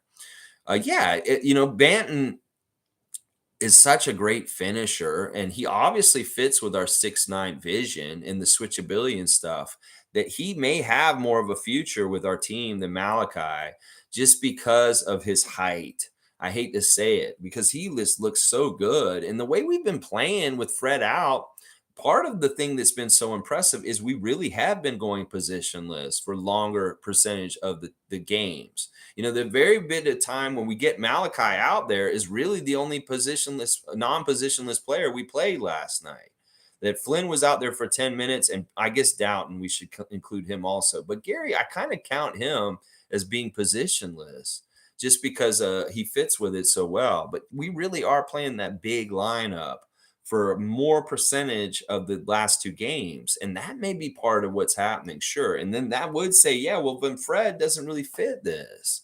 I understand that. But yeah, that big lineups look really, really good. The positionless scheme, 6'9" stuff with Scottie at point guard and everybody being tall. And Delano is the guy who fits that more than Flynn, unfortunately, with that, Mike, for sure. Evelyn's here. Good to see Raptor Freak, Granny Evelyn. Good morning, Raptor Freak crew. I'm now watching the replay since I only watched the third quarter. By the way, Ron Harper is a Filipino American. Ron, yeah, he is. Ron got out there and hit that big shot last night. Yeah, he's making all kinds of fans proud of him. Rutgers fans, Filipino fans, Raptor fans, everybody is real happy to see. This is a factor about Ron that we knew that he has a clutch factor, but we didn't see it in play until last night at the open practice. Him hitting a big shot to win the game. And we'll probably see him do this a lot in 905 in the 905 level this year. I hope he's going to be a big time, big shot guy. In clutch time, he's the dude who's going to make big baskets to help the 905 win this year because he has that gene in him and he's shown it in his Rutgers career. So hopefully we'll see a lot of that on the Raptors 905 this season from Ron Harper Jr., who was the star at the open practice last night. Denal saying, yes, he is. Yes, he is. He is Filipino, half Filipino. His mom's Filipino. His dad is Ron Harper Sr., NBA champion, Chicago Bulls and Los Angeles Lakers. Van Hoot is saying Pascal is top 20 for being doubled, but also the team's points per possession as is at the highest efficiency for that group when he is doubled. OG has 10 steals and 50 minutes of play, number one in the NBA for steals. Man, I love both of those things you're talking about. It is true. Like, Michael Jordan back in the day would get doubled and triple teamed, and he'd still tell them how he's going to burn them and destroy them. I really see Pascal doing this at this point. He is calling his shots, and he is afterwards telling them, yeah, you can't stop me. He is talking shit this year. He's a little bit meaner, as Rico put it. This is him a little bit meaner. He's talking shit. And he's basically telling people like PJ Tucker, you cannot guard me. You cannot stop me. I'm going to go here and I'm going to make this shot. It's very Larry Bird. It's very Michael Jordan kind of stuff where he's basically telling them what he's going to do and he's doing it and they can't stop him. And that is really what he's doing. He's that kind of level of player right now. It's amazing. Honestly, I never thought Pascal would be this kind of overpowering offensive player that he is today. I never in a million years would have thought that he would develop to this ceiling, to this point of who he is at this point in his career, from where he came from at the very beginning of his Raptor career. There's like when he was playing with Pirtle and they were rookies on the Raptors, I did not see this coming.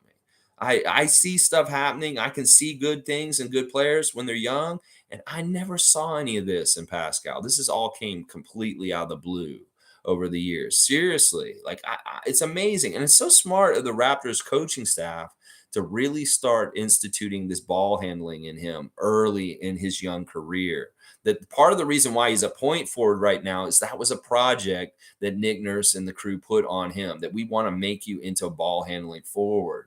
And he had to learn that. And it wasn't totally revealed until the last 2 years. He was doing it on the down low to a certain degree, but not in the capable, crazy way that he's doing now, that it really has developed. So he's not only developed his offensive game as far as him being unstoppable, but also developed into being a ball handler at the same time.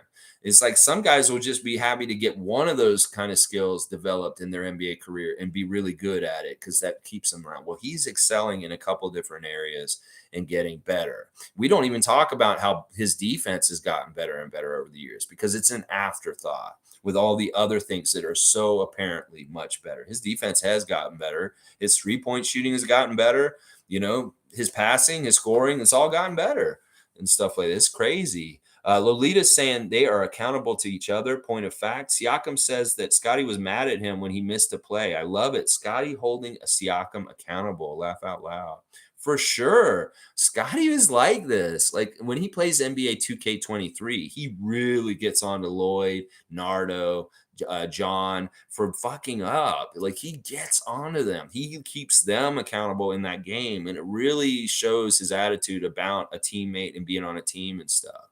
One of the things that Scottie loves is winning. He loves getting those big W's. He loves winning and being on a team that's catered towards success and with so many great weapons around him. He's got to enjoy this so much because listen, he wants dependable teammates like Koloko, Fred VanVleet, Pascal Siakam.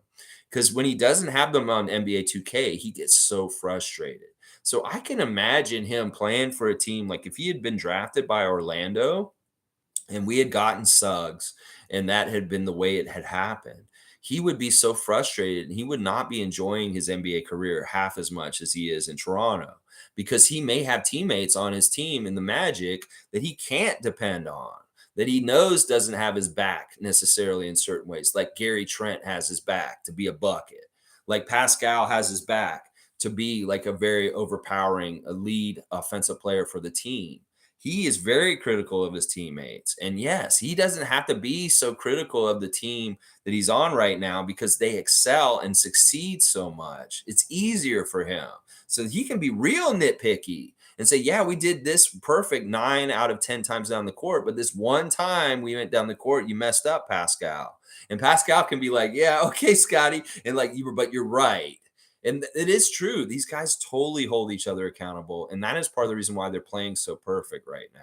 Is that if they play so well and there's not too much to clean up, they can get real specific and nitpicky and say, well, you could have done this just a little bit better. And then they ratchet up the defense even tighter because they've cleaned up that one little flub and stuff like that. It's amazing. And it's going to be so awesome this year. It's going to be so awesome to see their journey and them continuing to get better and better and better. Scottie is definitely holding them accountable. And this is part of his leadership already in his second year. It is cool that he can do that. And there's no problem with it. Siakam will listen to him. That's the great thing. There's no ego. Siakam is obviously our best player, but he's not above getting like criticized. He will listen to them and he won't give them much to criticize. Trust me. Siakam's playing so good. Monique saying big 45 back to being himself. Yeah, I loved Delano's threes last night. That was like interesting because he had 3 3-pointers last night. And he made all 3 of them. And they went in a certain way in the flow of the game that was just kind of like, okay. You know, it's like if I was a Spurs fan and I was watching this Raptors team last night for the first time, they would be like, oh my God, this team has so many good players. Like this guy Banton just came in and hit 3 threes. Then they got Malachi coming in and hitting threes. They got Otto Porter still after that, hitting threes after that. It's like this team is so good. And then Precious, what the hell is this Precious guy? And Chris Boucher, what is this? You know, if I was a fan of the other teams that we've been playing recently, like the Hawks and the Spurs, I would be like, this Raptors team is incredible. And like, I would be like, this team is no joke because I just seen them take apart my team like it was nothing, nothing. Oh my gosh. Evelyn saying Ron's mom is a Filipino. Yes, yes. She was the driving force behind Ron Harper's Jr. When he was young because Ron Harper Sr. was busy. He was still coaching and involved in the NBA and on the road. So a lot of his development as a youth is thanks to his Filipino mom. She was driving him and pushing him to be better and better and better. Yes. Logical saying, preach, Lex. We got them. Check the boxes. Check those boxes. Check that. Check that. Check that. We got rim protection now. That's right. We need a superstar, Charles. We need a superstar, Charles Barkley. Is Pascal Siakam a superstar now? Could you please say that, please, Charles Barkley? Could you please say that Pascal Siakam is a superstar now? It's like, I love that Shaq meme where he says, oh, I apologize. I didn't know him or whatever. It's like we need that for Pascal right now, Shaq, please. Could you just admit that this man might be an NBA superstar at this point? That'd be nice. Nameless is saying Pascal is a superstar. Yes, of course. G saying playoffs slow down. Players like Fred are good for playoffs. Let's not judge last playoffs with his injuries. Yes, G. Another grounded voice of reason. Sometimes I feel like your G stands for grounded. And this is true. Like the slow down game of the playoffs, the experience, the metal, the toughness, the understanding, the guile, the intelligence of a player like Fred VanVleet is so essential and very helpful in playoff times when the game will slow down and stuff. Like his memories, his time accrued on the court in these kind of situations will become so helpful to the Raptors at the end of the year. that we need to realize this. When it's a half court game, Fred is one of our best weapons in half court. He may not be our best in transition, full court kind of things that we're doing right now with Scottie the last 2 games. But when the game gets slowed down for the playoffs, Fred will absolutely be a savior and somebody that will be bailing us out and saving us with his veteran know-how and how to deal with certain situations, high pressure situations, situations that are really hard to deal with. So that is definitely true. G, standing for grounded, is what I'm going to say today. Cool Cat saying we have to be encouraged by Gary Trent Jr. having rebounds and assists from last night. He is trying to expand his game. I love to see it. He is a great beneficiary of Pascal's passes. Excuse me. Gary, I started to feel like this last night that he is a little bit of a black hole. You pass the ball to him is not very often that the outcome is not a shot by him. But I do like to see that he is passing it a bit and getting some assist numbers. I worry about this with him. I like that he's shooting a lot and I want him to shoot a lot, but I also worry that maybe like that's too dependable, or like people just know that when he gets the ball, he's going to shoot it and he won't ever pass it, because he does more often than not. I'd say like 90% of the time he is going to shoot it or find his shot if the ball finds his hands. And sometimes you can be critical of a player for that in the past, being a black hole. But in some ways, it's okay because we need somebody to be aggressive and take these shots. And he does make a good percentage of them. And we don't have enough guys that maybe are aggressive to take their shot. So it's a weird thing. It's like sometimes I worry that he is too much of a black hole and he's not passing it back out. When like there's times where I see him get doubled and Pascal is open on the three and he could easily just throw it back to him. And that's the right decision. But he takes the harder shot against 2 defenders. And that bugs me.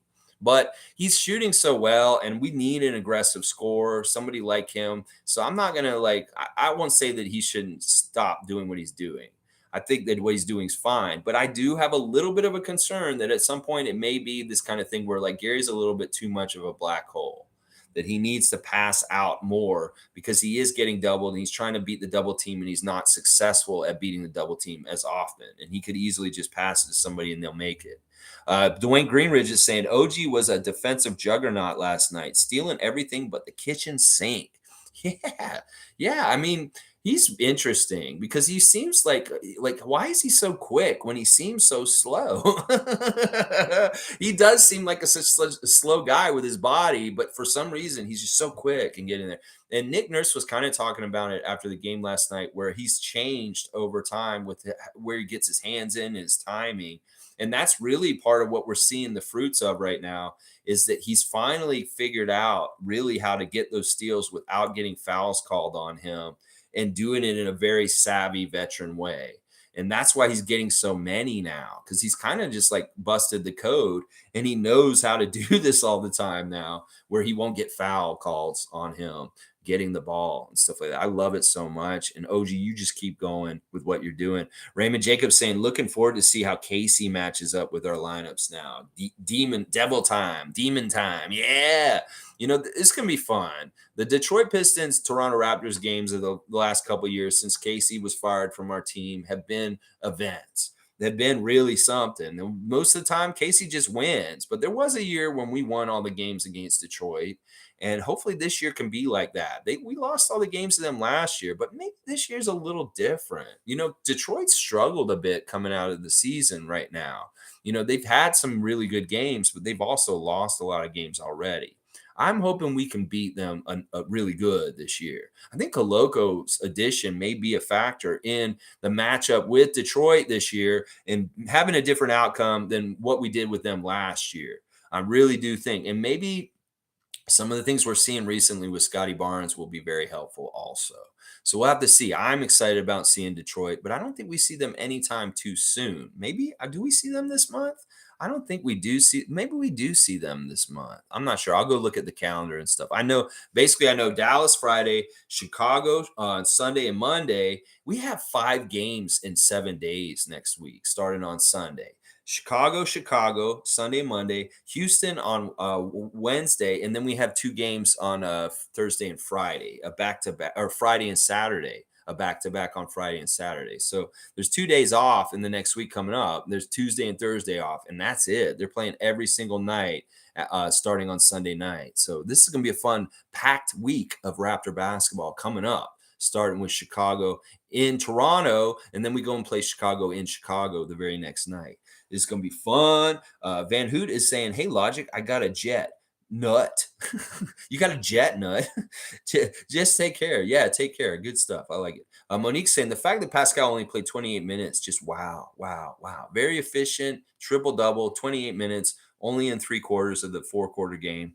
Logical saying Fred VanVleet has the most solid mind. All the slander noise is nothing to him. He's heard the same exact stuff his whole life, and the man still keeps coming. So yeah, bet against Fred at your own risk. Not gonna lie, Mike. You go. That is the best. I love that comment so much, Mike. You go. And I see you fighting the good fight in different places. I go and watch Raptors tonight, and I see Mike all over the comment section talking and stuff like that. I went back and watched the old Scottie Twitch that I missed, and I see you, Shane Waters, for trying to help us, Tom Duke and I, distinguish the difference between ourselves with Scottie and that message that you sent to him when you did your sub up. And I appreciate that, Shane. I did finally see that you did that yesterday. I watched that little stream where you did your resub and you put that in there about us. And I saw Scottie's reaction. Maybe that's part of the reason why he's so confused. There's so many of us talking about Raptors Freak. And he's like, what is this Raptors Freak thing? We just need to let him understand that we're a passionate section of the Raptors fan base that's very positive and very much towards winning more Larry O'Brien's and standing up for the team like we're standing up for Fred today, like Mike just said. I love that. Shane, you are awesome. Thank you for that comment that you put in there, and you're trying to distinguish Tom Duke from myself for Scottie Barnes. So good. Shane saying, yes, Mo. Refs tried handcuffing Spicy P with ridiculous fouls to Spicy only getting started. Yeah, they can do that a little bit, but like he really is like above everything at this point. Like he's above the other team's defense. He's above the referees doing shady shit. He's getting his too. Like I loved seeing the continuations last night. Our guys were getting fouled, and instead of saying it's on the floor and putting it side out, they were giving them the basket and giving them one free throw. And I love seeing that. That happened to OG and Pascal at different times last night, that they were getting continuation and stuff. That's so good.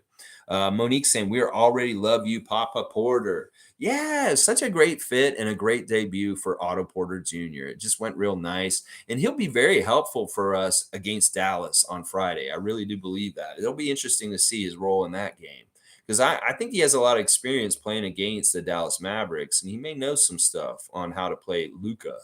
Isaac Campbell saying, anyone hating on Fred VanVleet for getting the same rest treatment that we gave Kawhi and Lowry just aren't betting on themselves enough.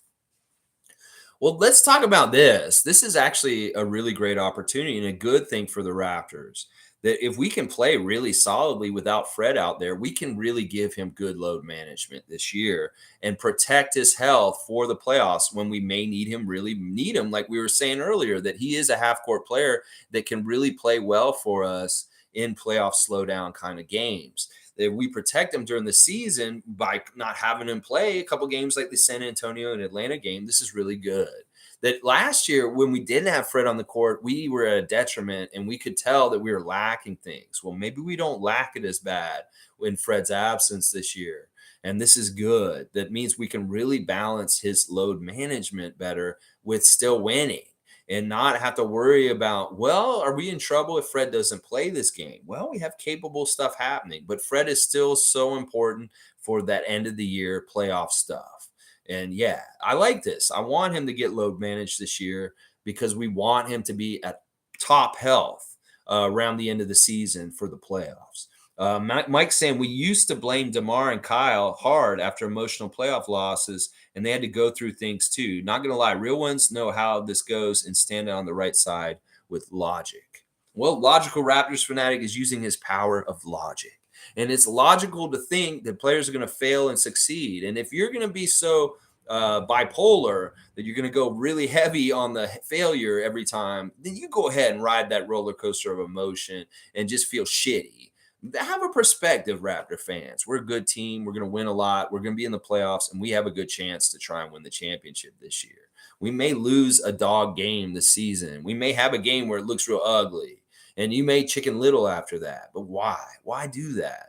Let's look at the good stuff and stay focused and believe. And that's the right way. And, all these players deal with all kinds of chit chat and noise around them and stuff like that. They put that silence out and they see no evil, hear no evil, can't hear no evil, especially can't hear that evil. And Fred's not hearing a lot of the noise. DeMar and Kyle for sure heard it.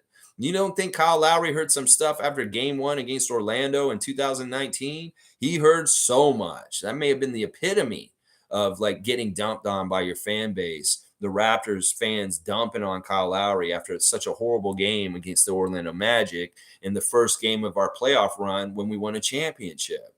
So look at that perspective. Look at where we were with how we treated Kyle Lowry on that day after that game against Orlando. And then we won the championship. And y'all were all like freaking out and chicken littling and stuff. You looked so stupid after that. That's what I'm saying. So let's have some perspective and not overreact in a negative way. I love overreacting in a positive way, like about a game like last night. There's no reason to overreact about a negative game too much because we know we're a good team and we're going to right the ship and make adjustments. Scottie's out there telling people what they're doing wrong. He'll tell them and they'll fix it. All right, let's keep going. Monique saying, I don't think Nick Nurse needed to coach this game, how things went last night. Well, he had to sub and kind of manage the minutes and get different combos out there and try different things. But yeah, maybe not. Maybe there wasn't a whole lot of X's and O's and different kind of play calls and stuff like that. Who knows? But yeah, it was very much a transition game. So you're right. There was a lot of on the fly, just on the ball, spontaneous kind of stuff happening. That's what it means when there's full court and stuff like that. It's very spontaneous, not a lot of play calling like a half court game. And there's another thing we may need Fred for is that Barnes has been doing that look back move since he was in high school. Yeah. I don't like it. I don't like it because it's not fundamentally good, but it is his move. It's his signature move. He's proud of it. And we talked about it this summer on his Twitch. And I told him, I was like, you shouldn't do that, but he's going to do it. And it may burn him at some point. Like a no-look pass will burn him. It's like, okay, you can do the no-look passes as long as you're making them. But when you start getting the turnovers because of it, Scottie, but that look is like, it's fundamentally horrible. It's so bad. It's like one of the things the coach would tell you, never do that. Just dunk it. Why you got to look back at him? So because there's a couple of things. You could fuck up the dunk. You could fuck up, like they may get to you and mess up the play, and you could also piss somebody off by kind of like staring at them, and they're like, "Well, you just stared at me. That's wrong." Maybe that's why Jakob threw him around a little bit. He's like, "This jerk just looked back at me on his dunk." But it is true. It is something he's been doing since not even just high school. He's been doing it since middle school. He started doing that when he was like 12. Like very, very young. It's just his move. It's his thing. And I mean, whatever. You want to do that, Scottie? That's your thing. I'll support it. But don't get burned for it because it's not fundamentally smart. Logical saying, not going to lie, Barnes is still making some boneheaded passes and combo Lex. Facts. The other players aren't ready for Scottie yet with the special passes he sees and takes time to get that on point. For sure. And that's a combination of both. It may be that he doesn't need to do a no-look pass when he does. He could just do a regular pass and it won't be a turnover. But also the guys need to be ready because this is the kind of passer that's going to find you anywhere at any time. And that you just have to stay vigilant and know that if Scottie is the point guard on the court that night, you need to be ready to get passes thrown to you. And maybe moments that you didn't think you would be able to get the ball. And that is going to take an adjustment time of knowing each other more and more and better. That's part of what's going to make us even better is that they are going to get more familiar and Scottie's going to be able to thread the needle and do crazy, incredible stuff because he has a second nature with some of the players that he's building over time, over a couple of years. And boom, all of a sudden, that's what it takes is reps and time together. And then all of a sudden, boom, there's some amazing chemistry where Scottie can do crazy no-look lobs and Koloko's just raining down and throwing them down, stuff like that. I love it. And we can see it's going to happen. It's just going to take time. And Mike's right. that they're going to have to get on the same page and learn each other more and more through more time together. Cool Cat saying, I want to see Scottie empower Wancho's skills of movement with open threes. Fred VanVleet mentoring Scottie on floor management for playoffs will be awesome due to Kyle mentorship. Yes, pass down the knowledge. Pass down the Kyle knowledge to Scottie, Fred. Please keep that knowledge going through the culture of the Raptors franchise. And I'd love to see Wancho get more involved in the offense and hit some threes and do some nice things, make people understand like a little bit more about what he's going to offer the Raptors over the season. Because in some ways he's not really shown a whole lot. And some people are wondering like, oh, is this fee number 2 or something like that? And no, I think that this dude's actually going to do a lot of very crucial, good things for us in different ways. It's just that we'll have to see. There'll be sparingly, maybe from time to time. It could be. We'll have to see. He's going to get his moments to shine. But yeah, we haven't really like discovered Wancho as much as we could and what all he could actually help us with on our team and stuff like that. He really is kind of not even in the rotation, end of the middle bench before the end of the bench kind of guys. Fun guys here. Good to see. I'm a fun guy. Porter actually looks like he can shoot, unlike our prior bench experiments over the years. Yes, he does. He did. He made his first 3-pointer, then he missed the second one, but he does look really good. Click saying, honestly, I think it's a mental thing. When Fred doesn't play the roster, other players know they have to play harder and better. Yeah, that could be part of it too, that they know that they have to step up. You know, it's interesting that the way they talked about preparing for this game, Nick Nurse said that the players took this very seriously this game, and they were very professional about preparing for the Spurs and being absolutely ready and matching their energy. One of the things I said to Scottie on his Twitch after the Atlanta game was, Scottie, the Spurs are playing very well, and you need to watch out for them and be ready for them. So maybe, I don't know, maybe me warning him and he's like, guys, we need to play good against the Spurs. Raptor Freak warned me on Twitch. I don't know. But I did very specifically say to him in a moment, I said, Scottie, the Spurs are no joke. You guys cannot take them lightly. You need to play very hard. They're playing well. And, you know, that's what Nick Nurse said, that they came in and they were very prepared and took them very seriously. And that is part of the reason why they played so well last night, is they did not take them lightly. And they really went in there very businessman-like and took care of business. And that was their whole attitude about the game yesterday and stuff like that. Let's see. Logical saying, hence the summer plan of the whole team getting a lot of burn together and explained in my roadmap video. Yeah, I mean, the Rico Hines runs really do help. Oh my gosh, they really do help. And I wonder how like Otto Porter looks so good with us without Harley playing with us. That really was training camp, because Otto really wasn't at Rico Hines, but he did definitely run a lot with us in training camp and got up to speed with our system. Because he, like I said earlier in the stream, Otto Porter didn't look out of place or make mistakes in our defensive scheme.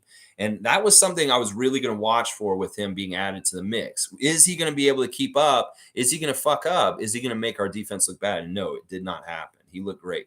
Paul B saying, wow, that Banton 3 in the fourth quarter was impressive. Yeah, his shot was just really laser and really good. And I love seeing that. Delano's doing really good with the threes and then just the finishing around the basket. Absolutely fantastic.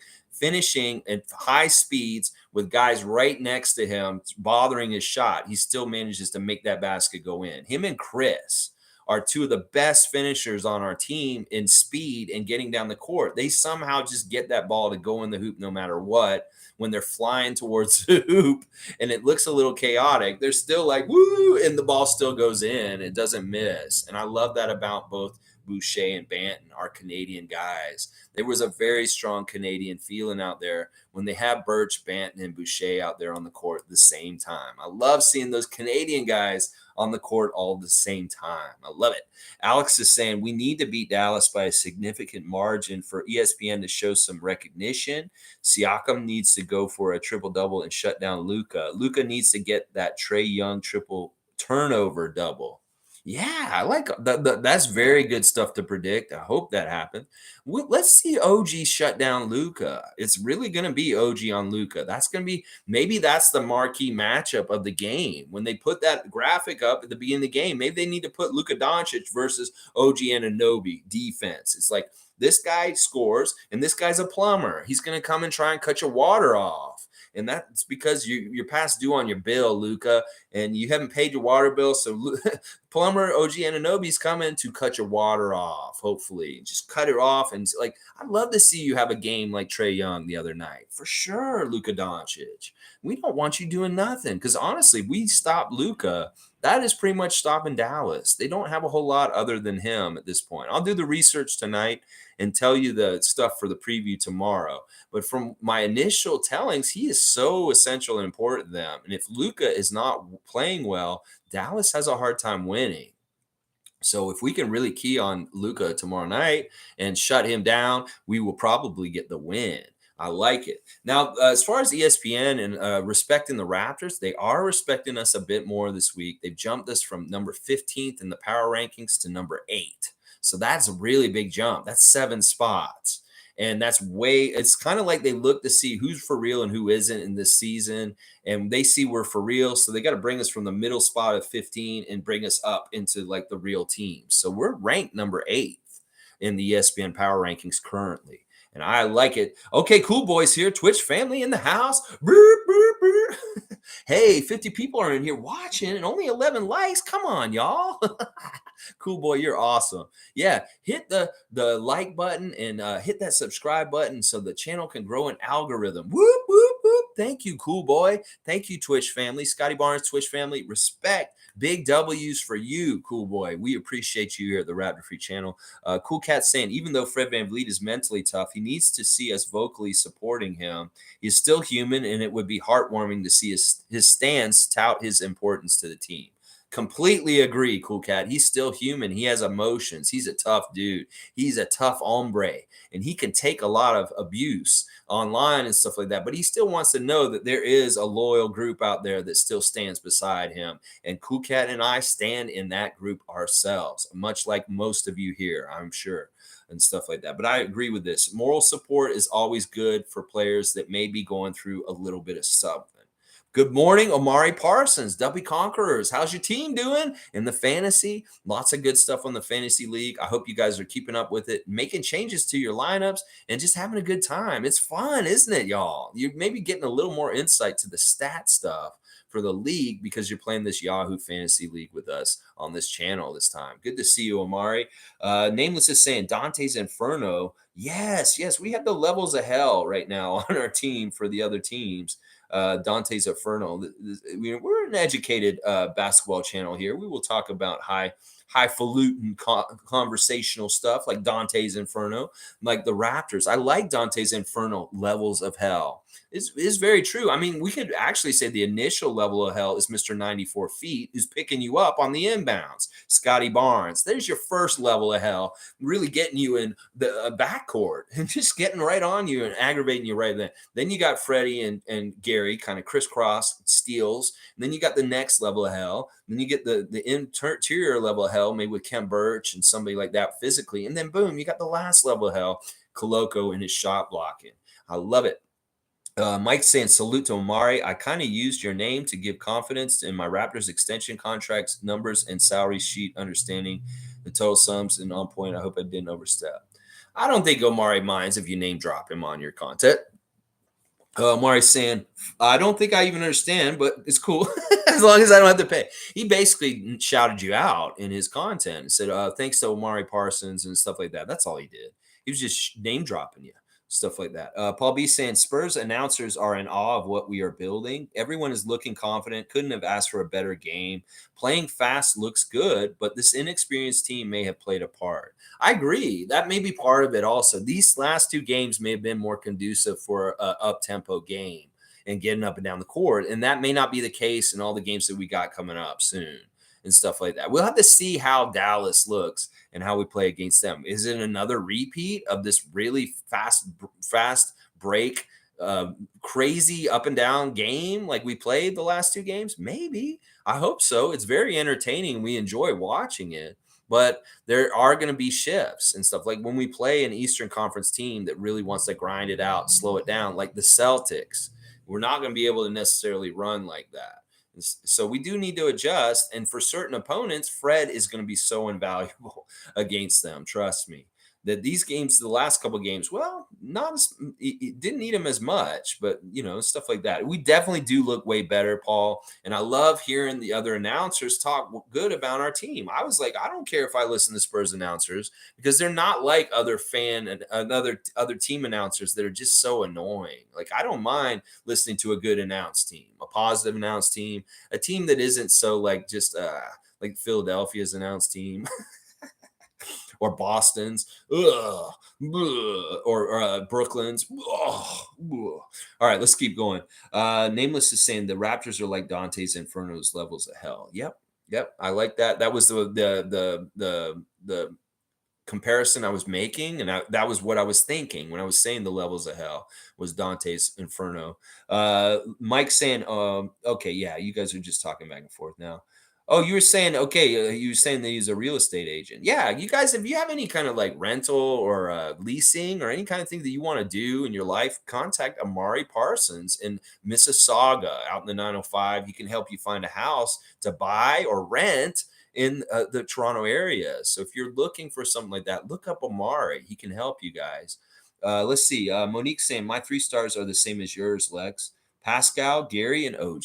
We could put Chris in there, honorable mention. But yeah, that's pretty much it right there. Gary, you got to give him, he is unsung in some ways. He really does get an afterthought sometimes with some of the stars on our team. But Gary is so important. He really is such a water carrier for scoring for us. And he scores so many points for us that we need to make that deficit be on the right side for the Raptors. Raymond Jacobs saying, my curiosity always kills me. So from Urban Dictionary, no bev means eating dry ass food with no drink. Damn, you eating that Popeye's biscuit with no bev. Thank you, Raymond Jacob. Once again, Raymond Jacob and Tom Duke do this research outside the stream and come back with nuggets of gold. So this is something that is going on in the youth culture right now with the no bev. If you have no bev, man, you're in trouble. And you can't be eating a Popeye's biscuit with no bev. You're going to choke. You don't want to choke. Maybe it's like a metaphor for choking, like that Game of Zones scene with the Raptors in that dining hall with LeBron dressed as Drake. And you don't want to have, you need a bev so you don't choke in the game. Something like that. I don't know. Maybe I'm taking that too far. But thank you, Raymond Jacob, for going above and beyond and going to Urban Dictionary. Patrick Douglas is saying Nick Nurse has been surgical incorporating the bench crew to operational efficiency. The rotation is key in keeping the pressure on opposing teams. Yes, Patrick Douglas. I agree. We love, listen, part of the reason why we're playing at such a high level with so much scoring is that he is replenishing the energy on the court very smart these days. I don't know if he's listening to people complaining about him playing the starters too much, but he's definitely mixing in and kind of having a cascading effect of bringing in the bench players and mixing, matching with the starters in a very, very efficient way, like you put it, that it is working very well and clicking, like some people have said it in this stream today, that it seems like something is just clicking right. And part of it is that he's rotating guys really efficiently to keep the energy level high throughout the whole 48 minutes. And we're seeing outputs like we saw last night, 143 points. And I agree with you, Patrick Douglas. Nick Nurse, you're doing a fantastic job. Kudos to you, Dr. Nick Nurse, for your rotations this week. Fantastic job, honestly. Hot Take Jay's here. Good to see Hot Take Jay as per tell. Let's see what he's saying today. What's his hot take? You can tell by the energy of the team going into the season if they're going to be good. Look at the Lakers and Nets compared to us. We are focused and happy. They look defeated already. This is so true. And listen, if you're a GM of an NBA team, if you're running an NBA team, you better have that good culture. You better have those vibes right. You need a vibe check. You know the vibes, Scottie Barnes. That is a big part of it. It's like Scottie is not only just this amazing athletic player that can do everything on the court. He is a vibes man. He is a man that brings vibes to the team and just makes it feel good. And when you're feeling good, you can do even better. And that's really what's happening with us. You don't feel too good in Phoenix. Oh, it's tough for you to win. You don't feel too good in LA. It's tough for you to win. You don't feel good in Brooklyn at all. Man, is it tough to win. And this is true. Like, I think that when you have an NBA franchise, you really need to start looking at your culture. You really need to start looking at the people in it. Are these people like you need to look and see what Masai Ujiri has built here in the last 12 years? Like, it really is based off character and culture first.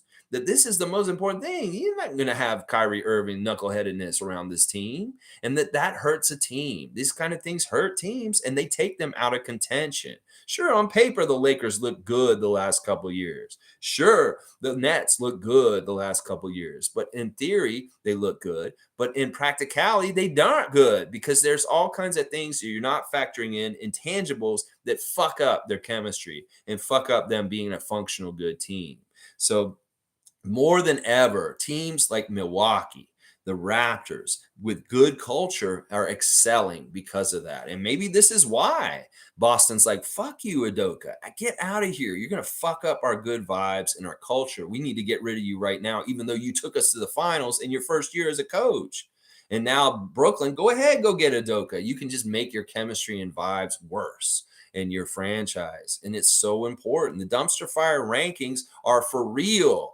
This is something that matters, my dumpster fire rankings. If you're high on the dumpster fire rankings, you're probably not a real championship contender because you're hollow inside. There is decay inside your team from a personality, a player, a situation, a front office with some gross old men doing gross things. Any of that kind of stuff can fuck up your chemistry and your culture and your team. And that may be the most important thing, more important than stacking superstars on paper. Than thinking, oh, we got these 3 Hall of Famers, we're automatically going to be a good team. No, that is not the case. You have to have everything else, what I just talked about, be there also. Because if you don't, you can have the most talented players in the league and you will suck because you don't have a team concept. They're not on the same page. And there's all kinds of bad feelings around your team. So this is so important and so real about today's NBA hot take, Jay.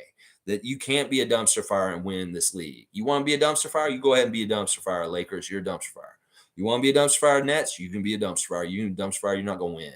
Okay? That's just how it is. Nameless is saying, bevy is how you say it. You drink. Is how you say you drink. And it's bevy.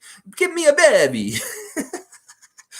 Monique saying, can we appreciate Kayla's interview with CJ Miles? Who would have thought?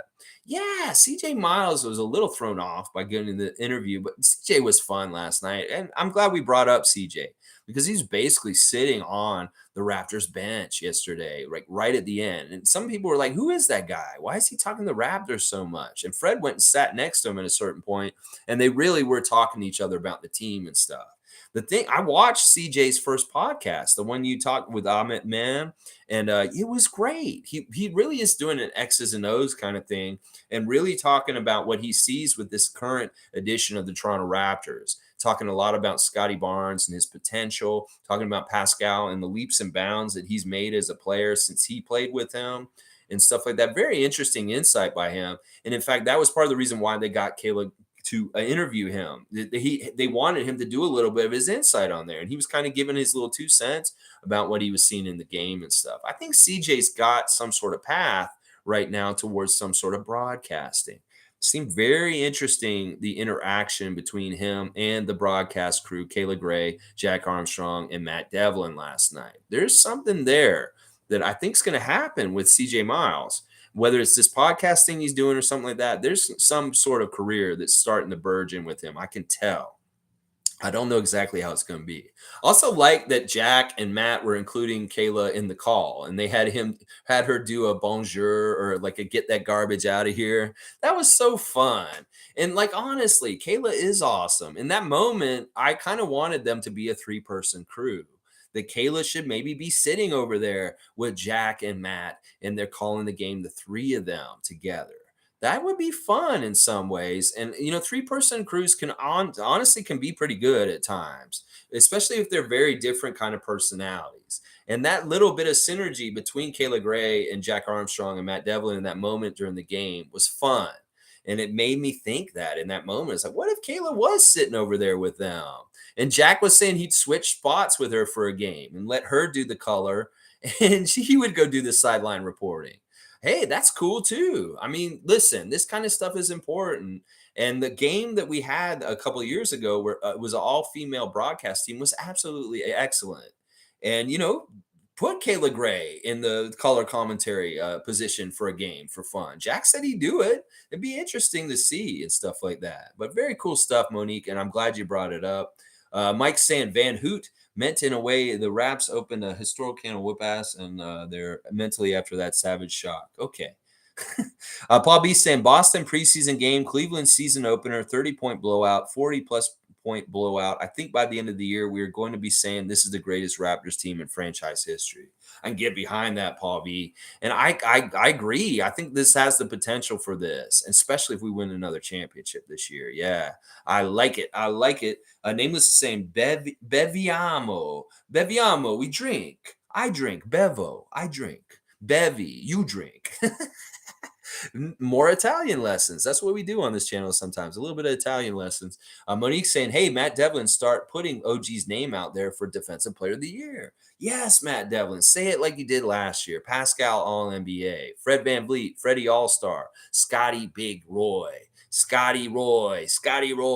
Start saying that. Start saying OG, Defensive Player of the Year. OG, Defensive Player of the Year. Matt Devlin, you are the best ally to help OG Anunoby win this award, because in your call, you will put those words out there. Manifest Raptors 2023 NBA champions. Toronto Raptors NBA champions 2023. OG Anunoby Defensive Player of the Year. Say it over and over again all year long, Matt Devlin, and you will be helping him by politicking it, putting it into the ether, putting it out there for other people to hear. They'll see our highlights and they'll hear you say that. And then they'll start thinking, is OG really like a Defensive Player of the Year? Maybe we need to go investigate, because Matt Devlin did it in his call. OG Anunoby, Defensive Player of the Year. Do it, Matt. You can help OG get this award. You did it last year for the other guys, helping them get their awards. You can do it for OG this year. Yeah. GMA 84 is here again. Good to see you. It's been a bit.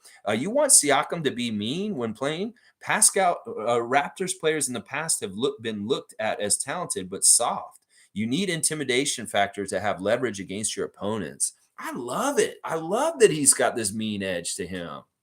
When Rico Hines said that this summer, I was like, ooh, yeah, I'm just licking my lips, thinking about the success and the kind of attitude adjustment that we're talking about with Pascal, where he has an edge, a killer instinct, the kind of guy that wants to just go out there and surgically take apart other teams' defense with his offense. And I love that. And the smack talk on top of it, like the Larry Bird kind of Michael Jordan smack talk, is fantastic. I love it so much. I have no problem with him being mean. And you're right. The Raptors at times have been labeled a soft team, and we definitely have been. And we're not that anymore. The things that made us soft in the past were maybe we were a little passive. Maybe we didn't have enough muscle and we could be pushed around. Well, that's not the case anymore. Our team cannot be pushed around. That's for sure. And I don't think our team's worried about getting in fights with anyone. Like, if we're going to fight with another team, they should be scared of us just because of our overwhelming size. So there's all kinds of different reasons why we're not passive or a pushover or a weak team in any kind of way at this point, whether it's the strength and size of our players collectively, whether it's the attitude of Pascal Siakam that's come in this year with being mean. And I love it, GMA. It's such a great development, and we want this edge. You're exactly right, because this can help us win. Seymour saying, get Fred a coach's shirt. The team's playing off the chain. Seymour wants him to just go ahead and be a coach. Well, maybe he could be like dressed still. Maybe the coach's shirt is over a jersey and like break in case of emergency. Fred, boom, in the game. Bill Russell kind of player coach. I don't know. That'd be kind of cool. We'll see. We'll see how things work out. Once again, I like the attitude some of the Raptor freaks have put forth on this chat today. Let's just wait and see. and just enjoy not knowing what's going to happen and just enjoy the journey and not try and get ahead of ourselves. Nick Nurse will figure out what to do with Fred VanVleet that'll be the best thing to do with the new recent discoveries of what's happened the last couple games. And just allow, it's Nick's job to do this and figure it out. It's not ours. We can have all the different ideas in the world, we think is the best, but who knows the best? Nick Nurse does. And we just need to trust that, once again, we got to trust in Nick Nurse, that he's going to make the right decisions with our personnel, with Fred VanVleet, with the new knowledge of Scottie Barnes and his point guard skills and stuff like that. So, all right, let's keep going. Logical saying facts. That was a big thing for MJ. Keep the terror level up, and your opponent's thinking they can't even win before the game. He was like that. Yeah, mind games. You can definitely play some mind games, and Pascal is getting into that area of such a good player that he can play a bit of mind games with the other team. And it sure did seem like he was putting PJ Tucker through some shit last Wednesday when he was talking to him. It sure did seem like there were some mind games going on there. Lolita's saying, isn't Ron Harper's mom also a basketball player? I'm not sure if she played. She's of average height. She's not like a giant person or anything. So I don't think she did. I think she's just a very, they call them tiger moms. Moms that are just really on top of their kids and really pushing them to exceed and excel, like Gary Trent Sr. did with Trent Jr. Is the same kind of thing. She was on her sons, both of them, and pushing them in their basketball careers. And because Ron Harper Sr. was not there a lot, he wasn't. He was busy in a way. It was on her the responsibility of building Ron Harper Jr. as a young basketball player. Herself and stuff like that. Seymour saying, American media is saying Doncic for MVP. We're chanting Spicy P. It's going to be a great matchup. I want to see, once again, we see Pascal Siakam be the best absolute player on the court in a lot of the games we played this year. I want to see him win this battle against Luka. That is undeniable that Pascal Siakam is the better player on the court on Friday night. That we need to stop Luka and mess him up with our defense, and then Pascal excel and look absolutely like he has already. This will be very good for MVP talk for Pascal if he can outduel Luka Doncic on Friday night's game. This will be very interesting. Mike's saying that's facts. Gary Trent Jr. will get played easy defensive-wise from having a one-track mind. Yeah, I worry about that with him because he is too predictable that he's going to shoot.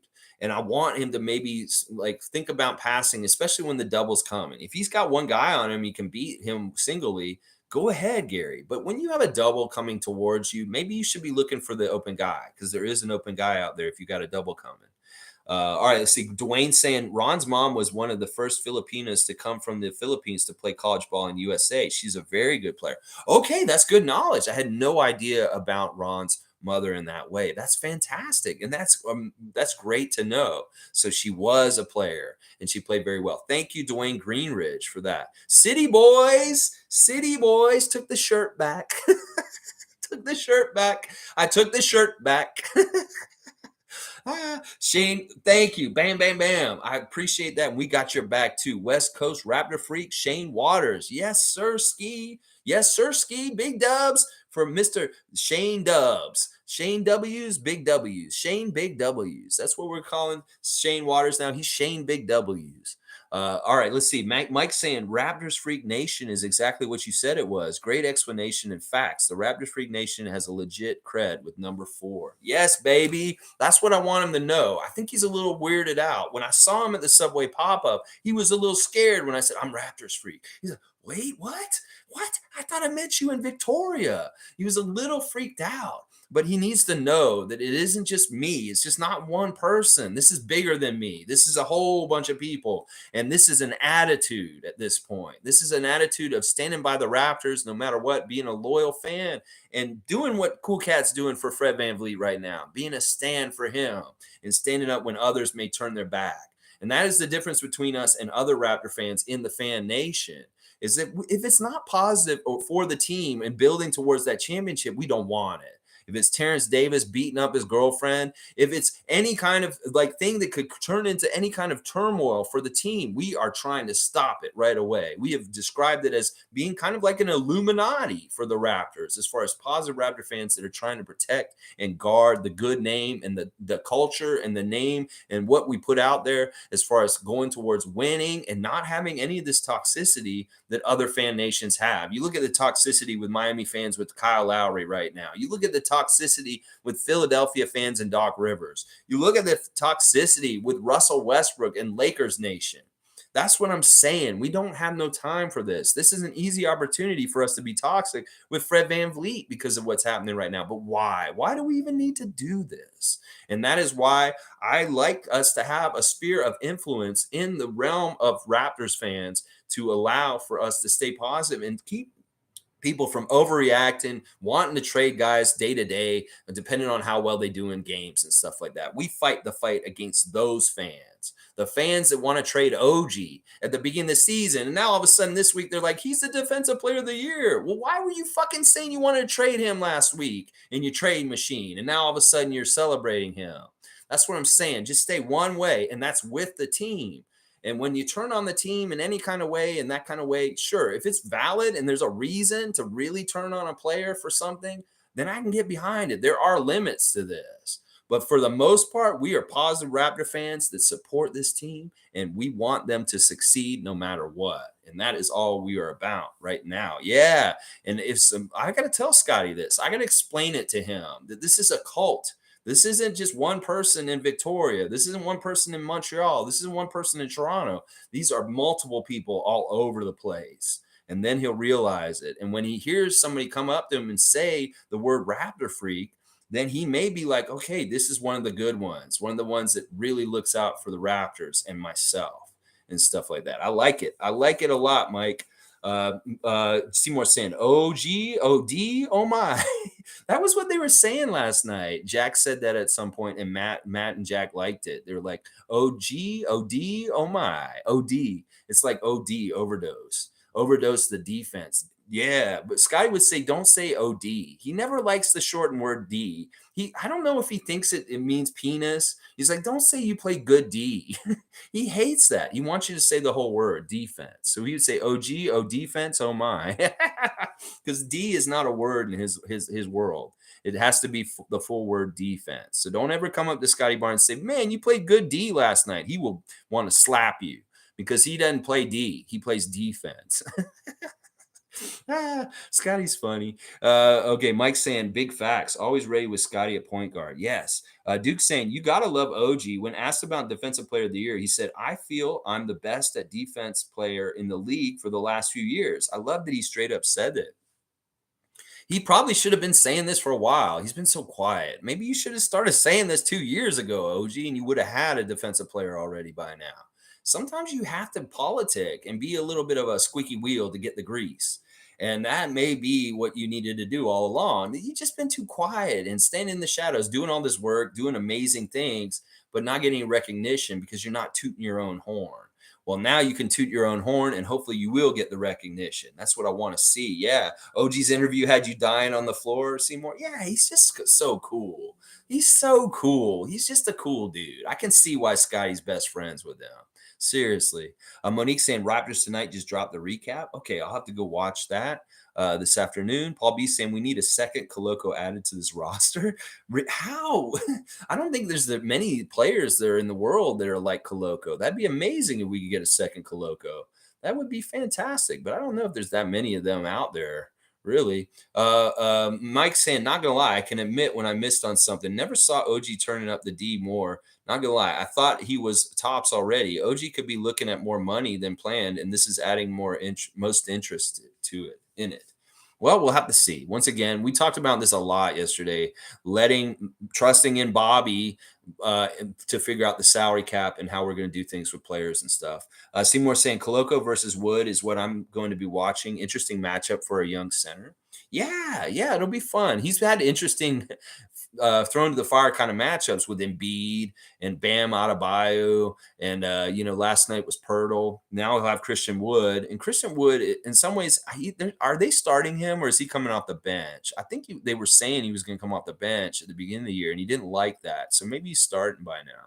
I don't know. I'm gonna have to go do the research on Dallas. I haven't looked at their stats and what they've been doing so far, and done the handicap on what I feel like they're going to do as far as how good they are against us. I'll do that this afternoon, and I'll have it all for you guys tomorrow.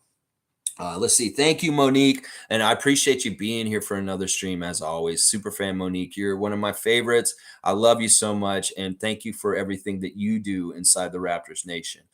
Duke is saying, Pop said it best. His boys aren't ready to play at the levels the Raps played at last night. It really was kind of like, this is an NBA team, and this may be kind of a G League team as far as like the level of levels.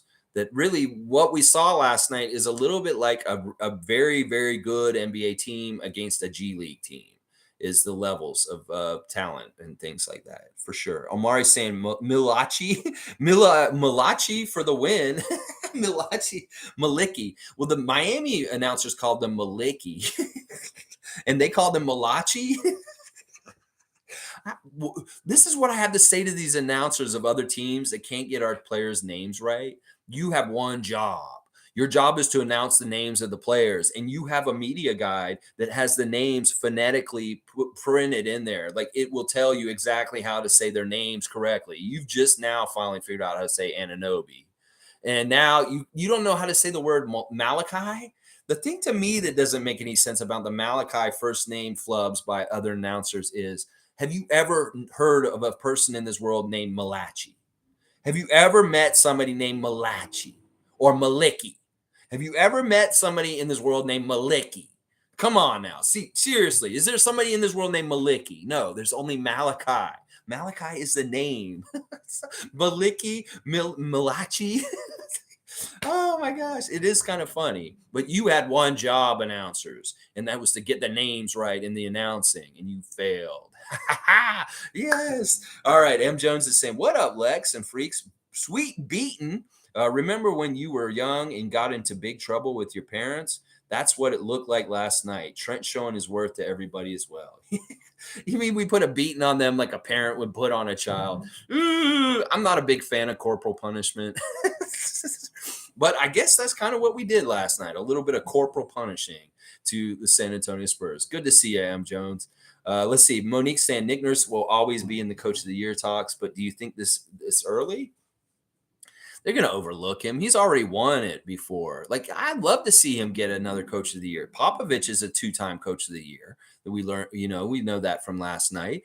But yeah, Nick Nurse will probably get another Coach of the Year in his career at some point. But it may not be when we think it'll be. It may be that he should have deserved it 1 year, but he didn't get it, and he'll get it a year that we didn't think he would get it. It's always that kind of thing. I don't know. I don't want to jinx it or mess him up for it, but I'd love for him to get Coach of the Year again this year. But it's more likely they'll give it to somebody else just because he's won it before, and it may be too recently that he won it before. Then he may need to space things out, and then he'll get a second one later. Duke saying Koloko is fearless. I just love his attitude in every game thus far. Love his character. He's serious and he's advanced. This is the thing. Like, the other reason why both of these draft picks the last 2 years have been such home runs is that these kids are sponges. These guys want to learn as quickly as possible, and they're fast tracking how good they're getting in the NBA because of their aptitude and their willingness to learn.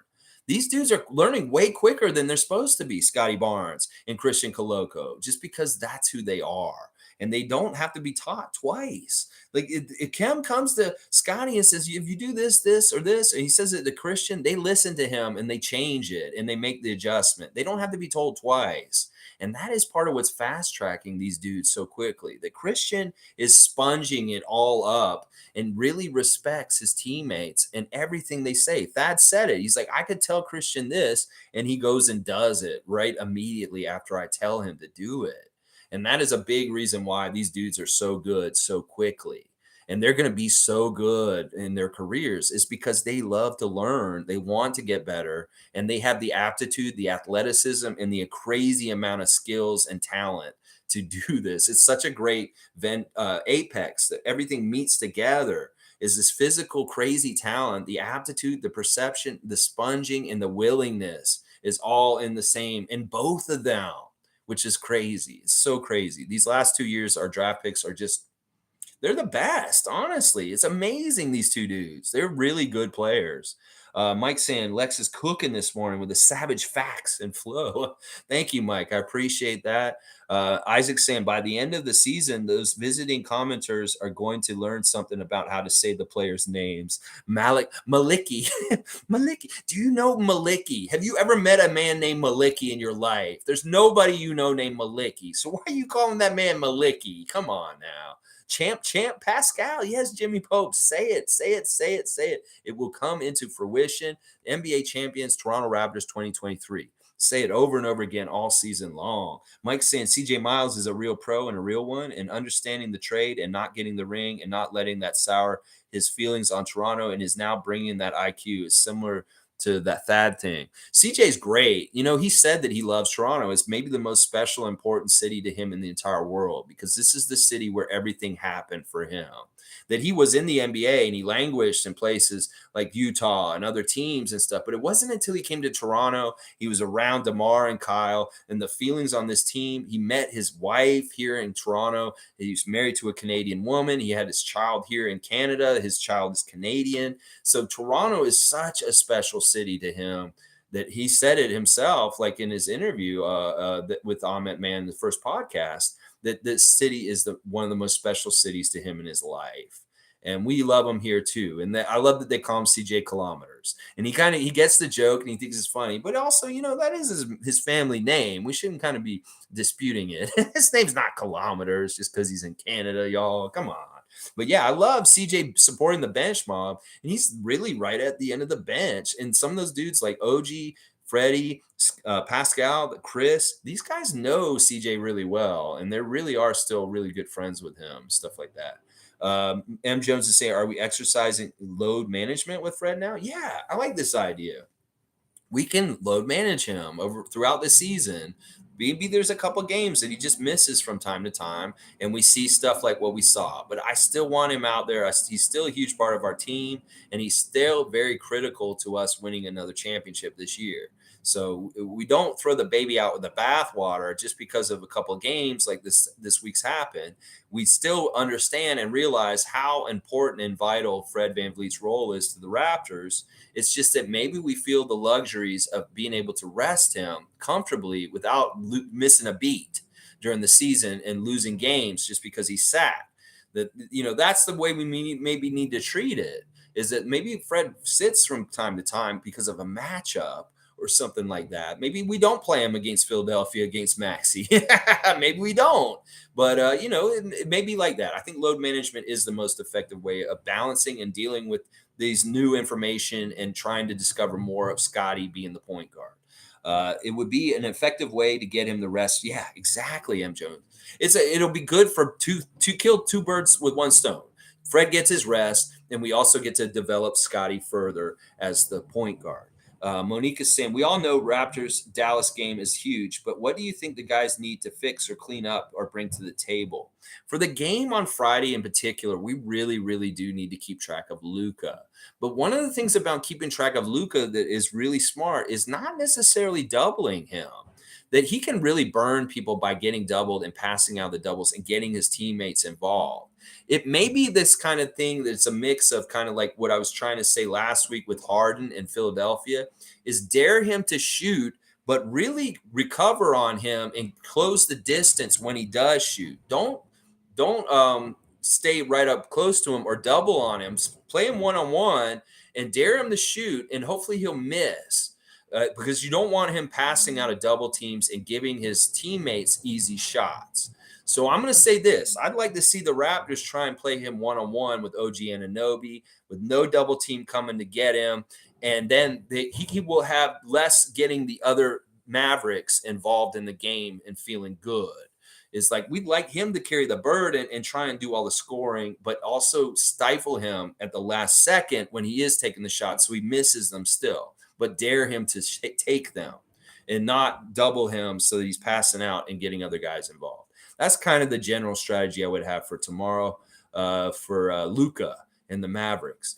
Duke's saying, I heard Woods coming off the bench as well, but they will need all the length they can get. Just might start against the Raptors. We'll have to see. And also, a lot of it will depend, I'm sure, on whether Fred's available and they see that Fred's coming in to play or not on Friday night. I'd like Fred to play against the Mavericks. I think that he helps us in this matchup, that he is actually going to be very helpful in this matchup. So I would like him to come back. Freddie, come back on Friday, please. M. Jones saying, just found out Primo was flashing players too. We dodged one. Wow, he's flashing the other players? Crazy, weird. Yeah, it's too bad about him. Really, really dumb and too bad. Like, you're really throwing away a lot, Josh Primo, for just some really dumb thrills. Really dumb thrills. Really stupid. Mike saying, great stream. The development you're putting in is showing. Thank you, Mike. Some days I get up, I'm a little more clear-headed. Some days I'm a little bit more choked up with my phlegm in my throat. That's gross. I'm sorry. But yeah, I have my good and bad days like everyone. But just like the Raptors, I'm putting in reps and I'm trying to get better. And in fact, you're going to see some improvements this season on this channel that you guys are going to be like, wow, he really is upping his game. They're coming. I'm not going to tell y'all what they are, but they're coming down the road, and you're going to be like, wow, this channel is getting better and better, because I do have some things in development that are coming down the road. And like I did last year, we made some upgrades to this channel last year, and they had big improvements. It's just like I said, the Raptors need to go to the toolbox and retool and get better and have something change. Well, when that time happens this season, I'm going to be doing the same thing on this channel in concert with them. And when they need to do that, I'm going to make a big change on this channel, and we're going to get better just like they're going to get better. Yeah, but I appreciate you recognizing this, Mike. And I am putting in a lot of hard work, but I really love it and I enjoy it. And I do it like I'm doing it for free anyway, because I love doing this. At Race Mode Daily's here. Good to see you, Edmund. Haven't watched the games this week. I'm definitely missing out. Go Raptors freaks. You get my updates. You're coming here to get your updates. I see you're in Vegas. And I hope you're having a safe trip and having a good time over there, Edmund. I see all your race car stuff all the time on your Instagram.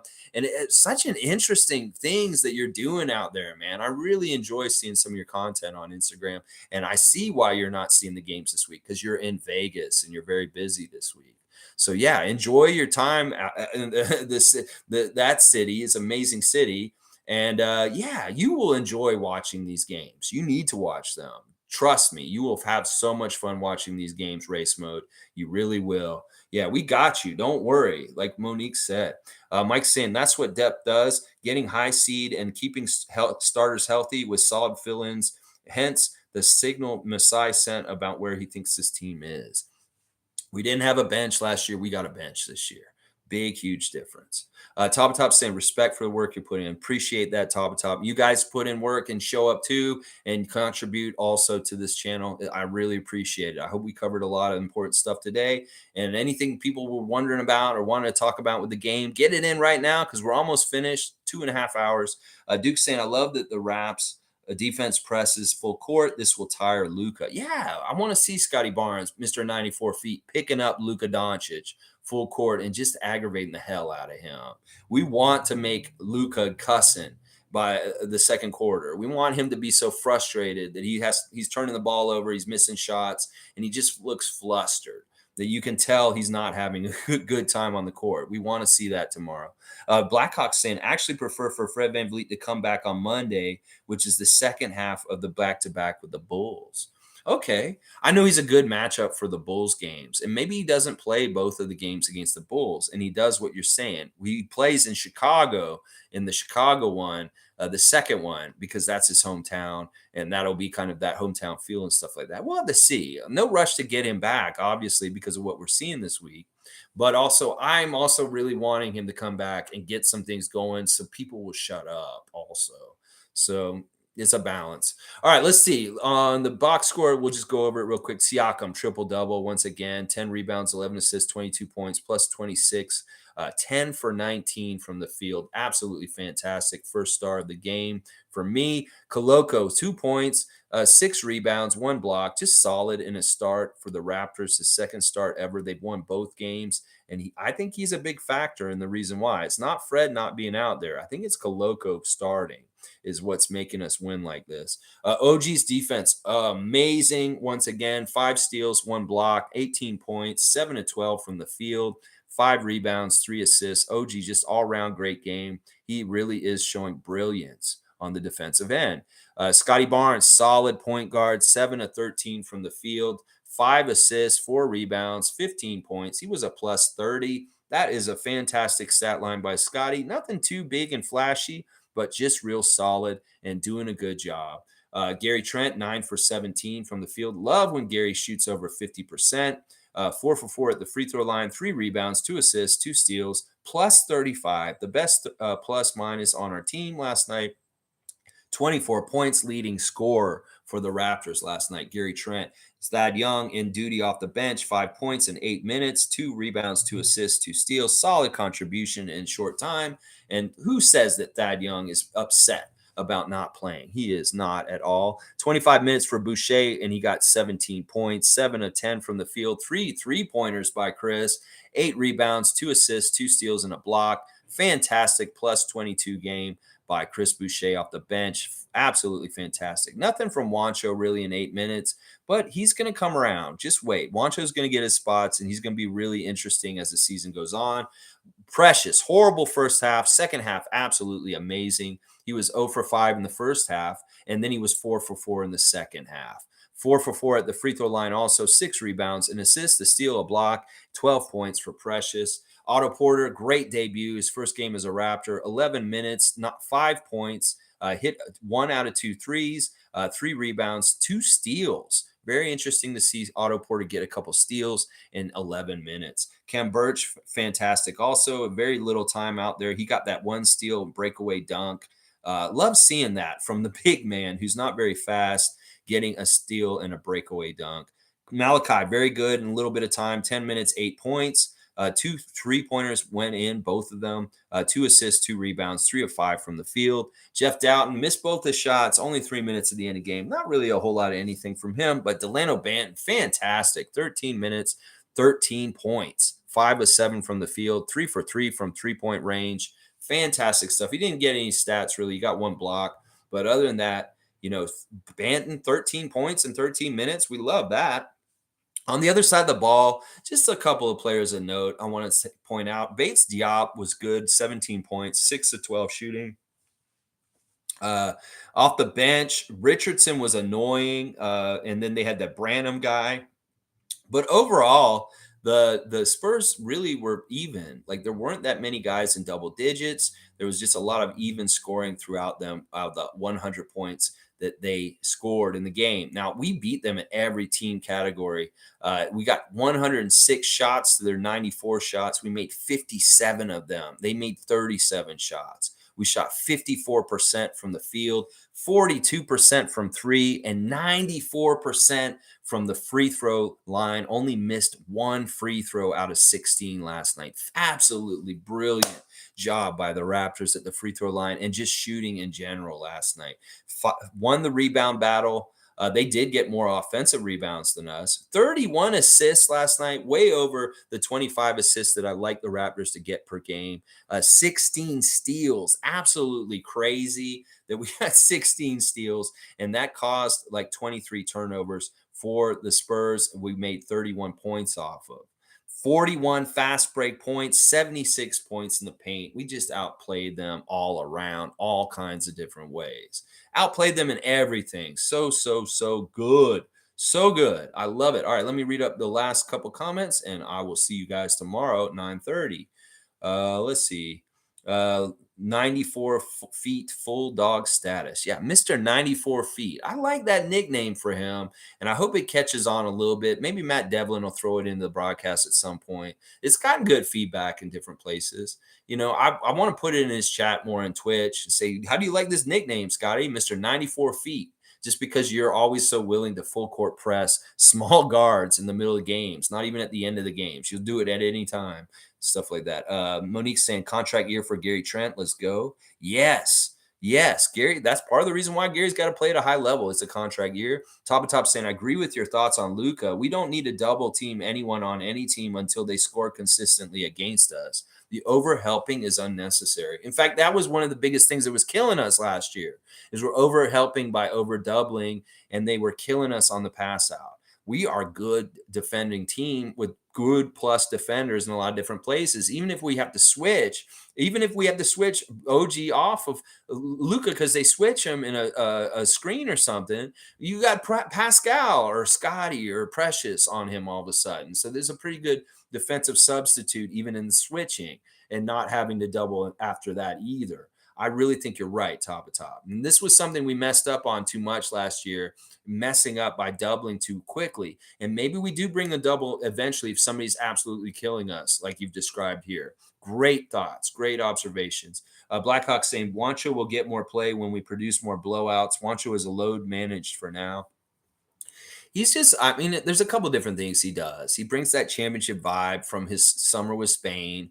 He brings professionalism. He brings a certain kind of fun because of his movie. And Scottie loves having Bo Cruz on his team with him. And like that's fun to him and stuff like. There's a couple different things that Juancho brings that aren't necessarily have to do with on the court. And I just love that he's around. In some ways, he could be a little bit like a Goran as far as he's very helpful to some of the young players with just knowledge and things like that. And he has a world stage knowledge from his time on Team Spain that it could be very helpful in some ways to the team. Duke saying, funny thing, last night I was checking the stats on Yahoo Fantasy and I noticed that it took a rebound away from Siakam, no triple-double. Split second later, they put the rebound back. Yeah, in the middle of the game, they were wondering that too, because like miraculously he was added another rebound. They gave it to him. Maybe the basketball gods are looking out for Pascal now in a way that they didn't before. With that game where he got a triple double against Milwaukee, but they took it away from him like 3 days later. Maybe they're doing a little makeup for that call from that Milwaukee game when Bobby Portis got in his face and we came out of a slump because he did that. And now they're like, okay, well, you know what? Let's give him the benefit of the doubt at this point and give him that extra rebound. It could be that they go and look at the tape and say, oh, Chris brought it down with him. It's a team rebound. They take it away from him. That's how that happened in Milwaukee. They took his triple-double away because Chris and him came down with the ball together in their hands, and they made it a team rebound instead of either one of them getting that rebound. So, hey, I'm all for this. The basketball guys are looking out for Pascal to get his triple-double this time. It worked out. Very, very good. All right, guys. Thanks a lot, Mike. I really appreciate you guys. Please like, comment, subscribe. The regular YouTube rigmarole. Share me if you want in some places and stuff like that. I really appreciate going over this game with you guys. This fantastic 43-point blowout in San Antonio last night. The Raptors are revealing their true powers, and the NBA is now put on notice. So we're coming to Dallas next. We're going to put this show on the road against the Mavericks and see how it does against them. Yeah, let's keep it going, guys. Thank you, Tom. Thank you for the job that you do on this channel as far as cutting it into sections so that people can come and say, oh, it's a 2.5-hour stream. Oh, my gosh. Well, at least you can just click on one little section and get that specific subject. So maybe you don't have enough time to watch the whole thing. But if you do want to watch it and it's not live, put it at 1.5 speed. I'm very quick, but you can still understand me and you can watch it in so much quicker time. All right, guys, thanks a lot for watching me. I'll see you guys tomorrow for a preview of the Dallas game on Friday night. Thanks once again, and always stand with your Raptors. Be a real Raptor freak and stay a positive Raptor fan and stand beside you guys like Fred VanVleet and Pascal Siakam. Let's go Raptors!